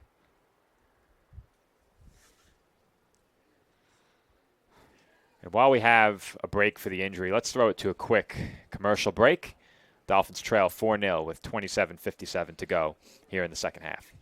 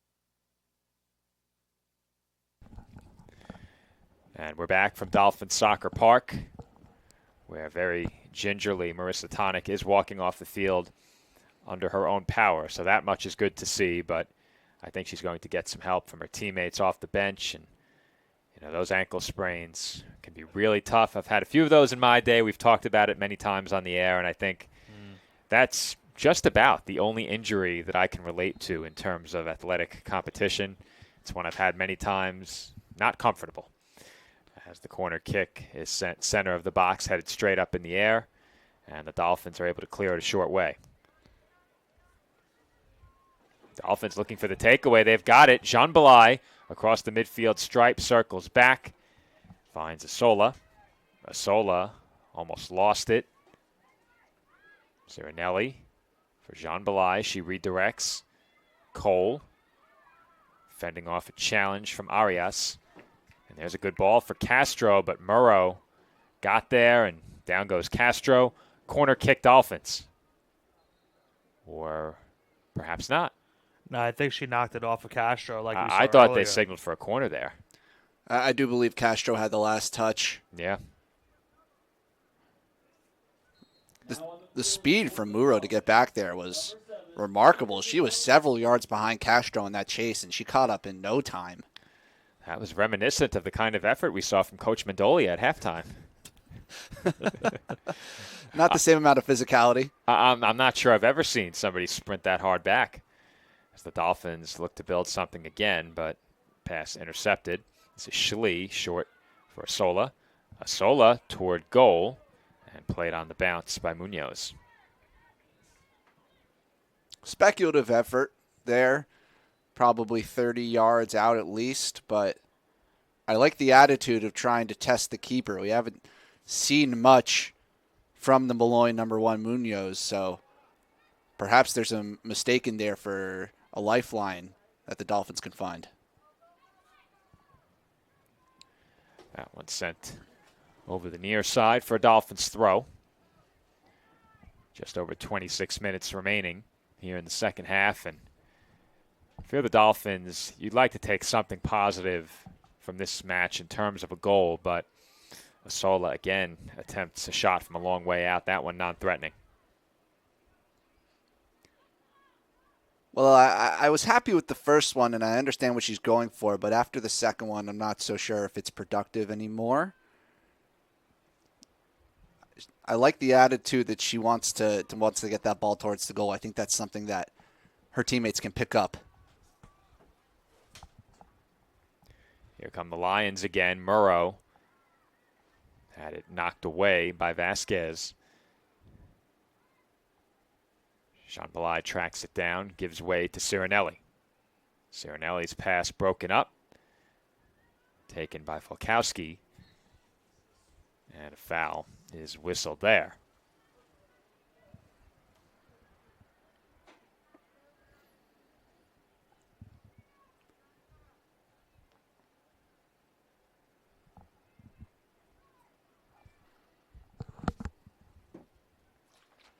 It's going to be a free kick from right on the edge of the midfield from Molloy here.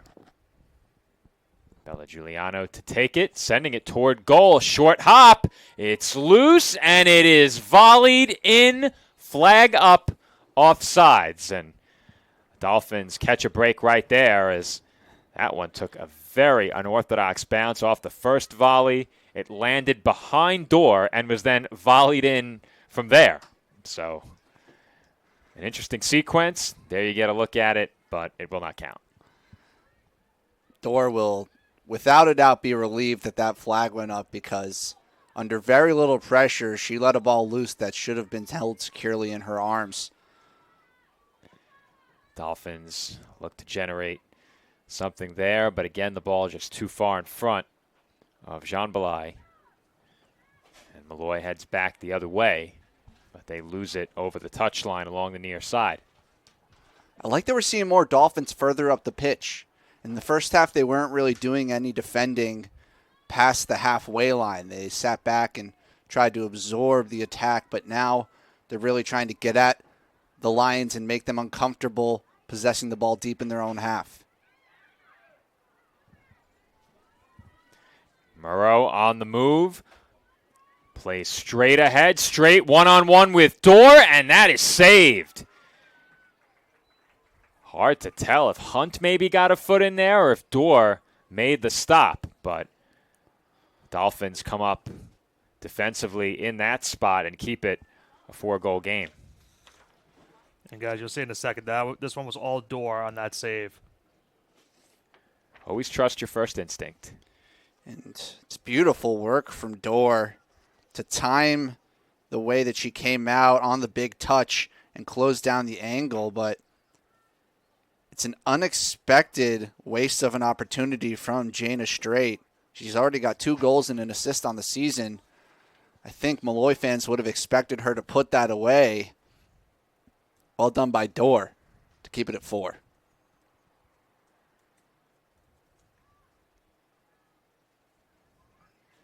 Ball in the midfield now with Molloy. Quick turn there by Falkowski, but she ran out of room. Dolphins sent it over the touchline, and Molloy will throw.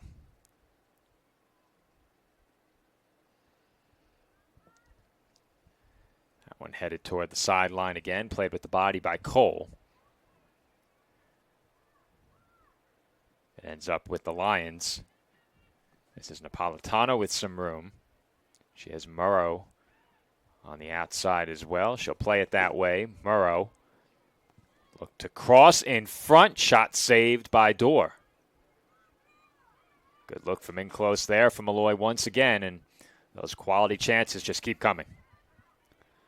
The buildup is clean. The way that they're working the ball into the box is textbook, but at this point, even if they don't get the finish that they should, it's not going to come back to bite them in any meaningful way. Dolphins, meanwhile, they were very close to getting another handball inside the box. You're right, Nick. I thought I was Mere going to have to inches. cut myself off. That could have potentially been an instance of the referee understanding the flow of the game and not seeing the reason to make a borderline call. Moreau again plays it toward the outside. And that one ends up in the arms of Dorr off the foot of Petrolisi. You'll see how close it was to being another handball. And you see the Molloy players, they were motioning for it, but as you mentioned. Yeah, I think where Hunt may have gone wrong there, as the ball came in, she expanded her arms. Yeah. She did draw them back behind her body, but immediately she made herself bigger. And as you said, Aaron, that's where you'll get called. Mm-hmm.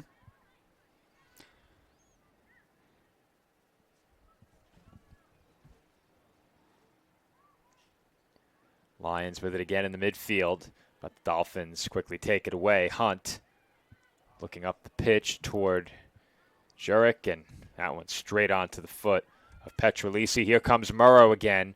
Murrow moving toward the touchline, looked to cross. It was broken up, and O'Donnell will clear. Knocked down with the body by Napolitano. And she sent one that I thought was intended for goal, but really tough to tell with where that ball ended up. The Dolphins do gain possession, and now Jurek looking to move into the midfield, plays it over Cole's head. It's bumped up in the air by Justiniano. Now Napolitano sends it across midfield. Hunt there waiting for CSI. Short pass, Cirinelli. And Cirinelli just had to give it up in heavy traffic. Molloy with it once again. Under 19 and a half to play, and the flag goes up for offsides. No question about that one. Jana straight call for offside there, and she's, as I mentioned, maybe even the star striker for this Molloy team, uncharacteristically not having her strongest performance so far today.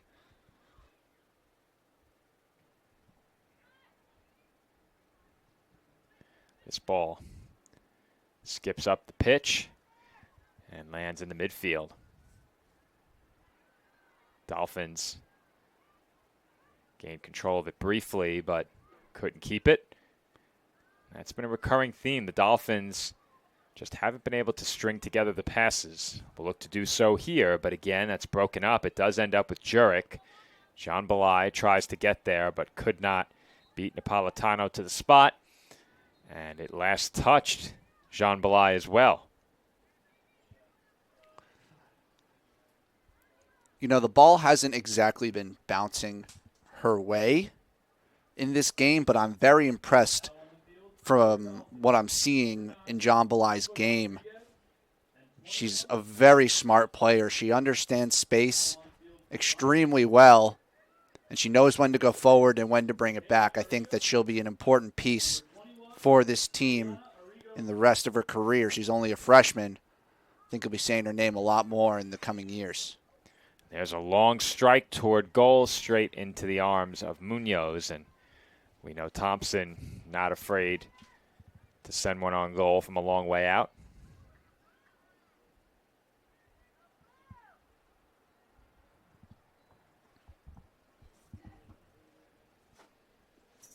Molloy with it in the midfield now.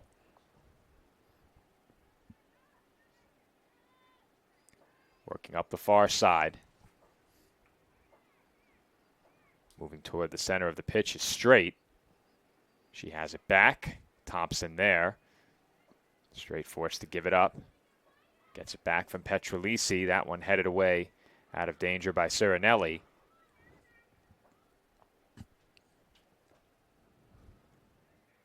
And it rolls over the touchline.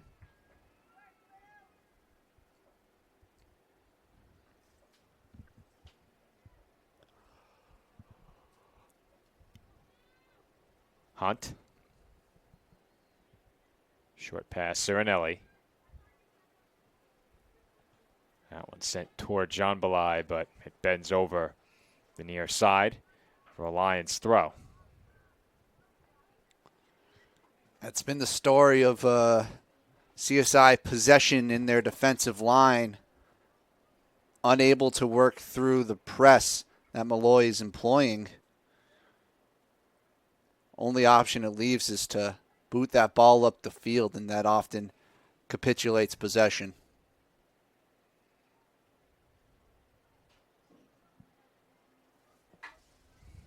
Another throw here.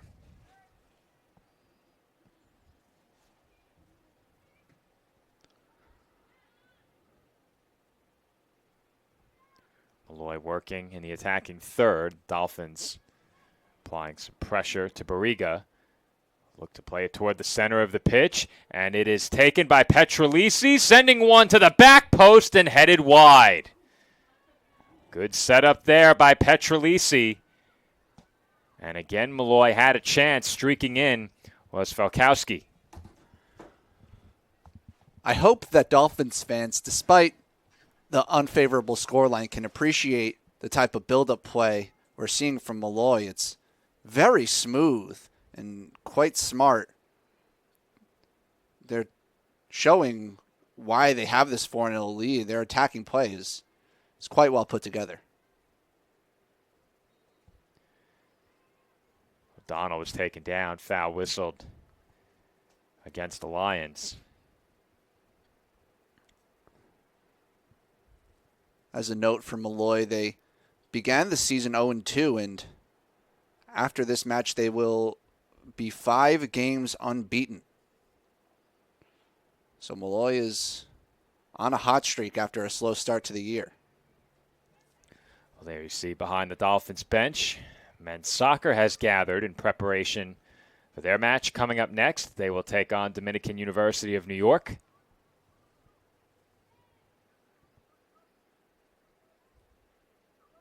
We have just over 14 minutes remaining in this one.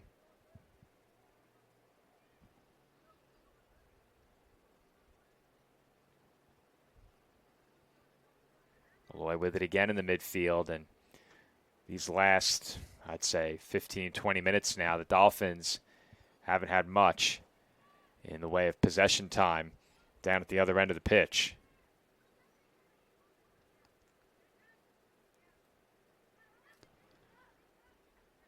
Molloy has done a really nice job of grinding the game to a halt on the defensive end. It's really easy to let things slip mentally when you don't have as much to do. But they've remained sharp. The Dolphins are still going at them. This is a game that's still got something in it. Molloy working along the sideline, ran out of space. Dolphins will throw. And something that I mentioned earlier also, guys, as we saw towards the end of the half, the Dolphins were starting to finally get some momentum.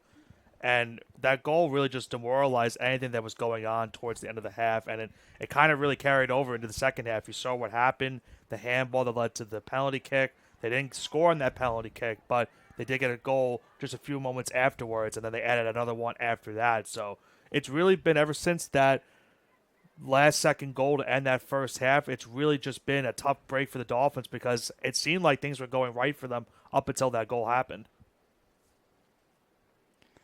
That backbreaker at the end of the half, Nick, it's just a killer when you give up a goal in those closing seconds.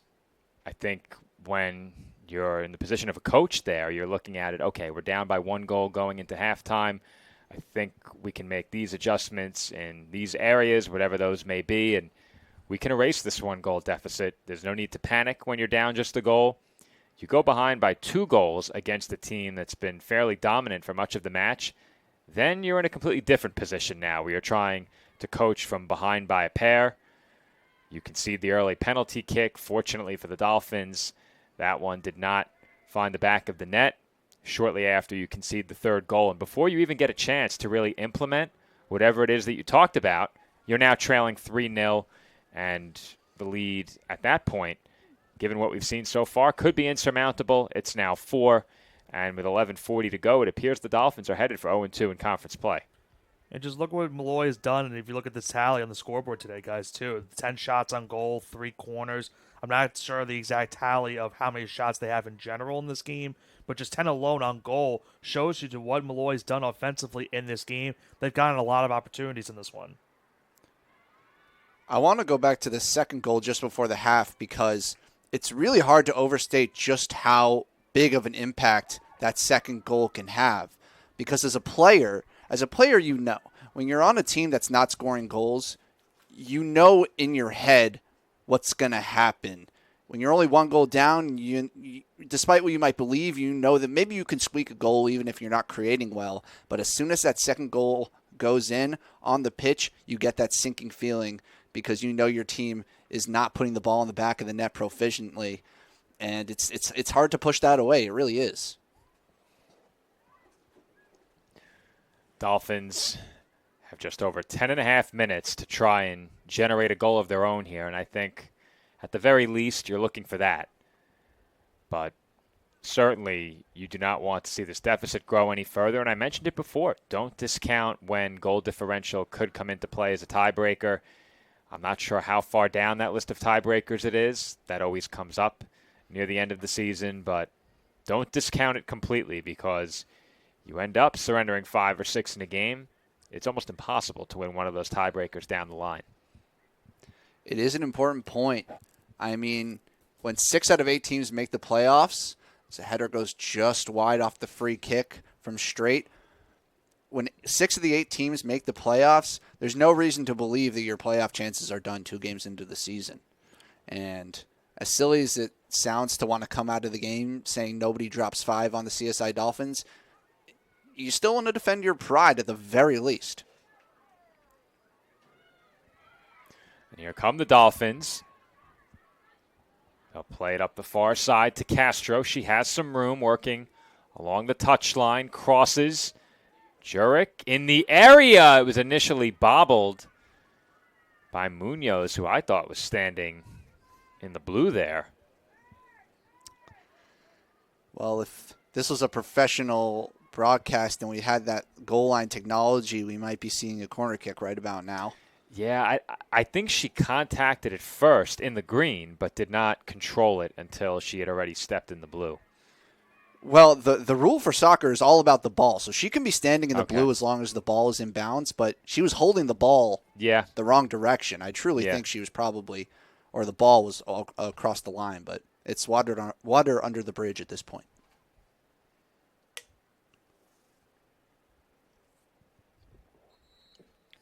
Here's a look. You be the judge, folks. I think she secures it with the ball over the blue. I'm with you there. She tried to tiptoe it, but I think the ball is certainly over. And you said it. She had the ball in the wrong direction. An inconsequential call, but it gives us a chance to flex our replay technology. Now, for those watching at home, our second camera, not quite the caliber of the main camera. That should be changing before the end of the season, and certainly by the time basketball gets started. We have another camera on the way. It is identical to the main camera, which means we can finally retire my 10-year-old personal camcorder. Long overdue. You know what? That camcorder's put in the work. It sure has. It's been CSI's main camera now for 4 years because I certainly wasn't using theirs. It was a little bit older, we'll say. A little bit older. Couple years or so. Couple decades maybe. It was considerably older. It was probably, well, in terms of use, it was probably 10 years older. But in terms of manufacture date, probably 5 years. I'd guess that camera they have was 2010 or so. And the one that I had was a 2015. That'll make a big difference. Yeah. You can see it in the monitor. Every time we switch to the second camera, the frame rate's not quite there. The picture not as sharp. This monitor really is great, isn't it, Aaron? It is. I like having it. I love my portable monitor. Don't think I've ever done a broadcast with a monitor like that. I will say the reason that we had to make sure CSI secured their own monitor, and that's on the way as well, as we have an attempted through ball there, but Lions can't connect. Come basketball season, challenges are being implemented, and in-venue instant replay is back. So now we need a quality monitor for the officials. Right. The one we had previously was not exactly reliable. We'll put it that way, and it was a huge, huge burden to bring it to and from the office every game. All we have to do is fold this, put it in the little bag, and we're good. As Jurek has a chance here, volley high. It bounced off the turf up onto her foot, and it's sent over the bar. Really nice move from the Dolphins late in this game. Ball over the top to Jurek. We're going to see it right now. And it's a difficult ball to keep down when it's bouncing like that, especially with the defender making herself known on the left side. It's a really difficult chance, Joe. Yeah, and we said it earlier in the season. I think it was Mia Cole who had a chance. It looked to be one-on-one with the keeper. And Nick, correct me if I'm wrong, I think that was in the Chestnut Hill game where Cole had the chance. Moving in as the Dolphins may have another opportunity here, a Sola for John Belay. And her shot is wide, but Cole had a chance. And as a defender, you don't have to come away with the tackle. You don't have to come away with anything that puts you on the stat sheet to make that stop. As you said, Aaron, just your presence oftentimes is enough to throw that attacker off a bit. And I think that was the case on that last attempt. Now, I wanted to go back to the basketball replay conversation because that was implemented at the school where I worked last year, Rutgers Newark Division III institution. And even though we had it set up for most games, what we found is that coaches just didn't really use the challenges. They weren't used to having them. Really? Well, I can tell you that if I know anything about Coach Tibbs, it's that he will use the challenges. Yep. Now, it's not because we think that Coach Tibbs likes to accost officials. The reason is because he will use them strategically. Maybe, I don't know if your team gets to converse in the bench, but let's say you want to talk it over with your guys. I'd assume you lose a timeout if you use the challenge. But if there's something small that you can challenge and win, maybe you use it. It becomes a pseudo timeout. But the reason I say that, and I don't know if you're familiar with this broadcast, Aaron, I want to make sure I explain it correctly as well because the context really matters. But it was a men's basketball game. I believe they were trailing by 3 in the closing seconds. So the men are trailing by 3. Mm-hmm. And they're sent to the free throw line. So now you have 2 free throws, and you're running out of time. Oh, yes. You know what plan I'm I know talking exactly about, what Nick. You know where I'm going. So you're down 3, and you're at the free throw line with 2 free throws. So you can't tie the game. So it was Aaron Goldstein at the line. He makes the first free throw. Immediately, Coach Tibbs gets up from the bench and tells him to airball free throw number 2. Airball it, let it land out of bounds. Okay. So he airballs the free throw. It was not explained to us on the broadcast, but the Dolphins were awarded possession after the airball, and they got to inbound trailing by 2. The reason why they were awarded possession is because on a jump ball, you are awarded the possession via the possession arrow, and at the time of the airball, jump ball called as an airball results in a jump ball, not possession to the other team, which I thought was odd, especially since it landed out of bounds. But on an air ball, it is jump ball, possession to whatever team has the arrow. And the Dolphins had the possession arrow. They got the ball back, trailing by 2. They didn't win the game, but it was a very clever and shrewd move there by Coach Tibbs to have Aaron airball the free throw. It wasn't explained to us until after the game, so we were baffled. Right, yeah. If there's anyone who can find a way to use the new rule to his advantage, my point is that person is Coach Tibbs. I completely get it. That story painted a great picture. Clearly, he has detailed knowledge of the rules. And more so than me. That's why he's the coach and I'm the commentator. I had never been more confused at the end of a game in my entire life after that sequence. It was odd. We were trying to figure out exactly what happened, and we kept bringing up scenarios, and it was just not the right scenario at the end of the day. I just can't imagine why that rule was in place and why the possession would not just go to the defending team in that scenario. I completely agree. If it lands out of bounds, untouched by either team, I think certainly it would make sense for the possession to go to the defense. But if it were to land inbounds, where theoretically either side could grab it, then I understand. As Cirinelli plays one toward goal, looked to be a shot attempt. It travels wide of the frame with just over 2 minutes to go. But I get it in terms of, well, the two teams could fight it out for an air ball, and it could go either way. So jump ball. Mhm. But landing out of bounds, if it goes straight through and lands out of play, I'd be inclined to say that should probably be the defending team's ball. Yeah, I mean, in that scenario, the Dolphins were rewarded for airballing a free throw. That's kind of against the competitive spirit. Exactly. And they had a chance to win the game, too.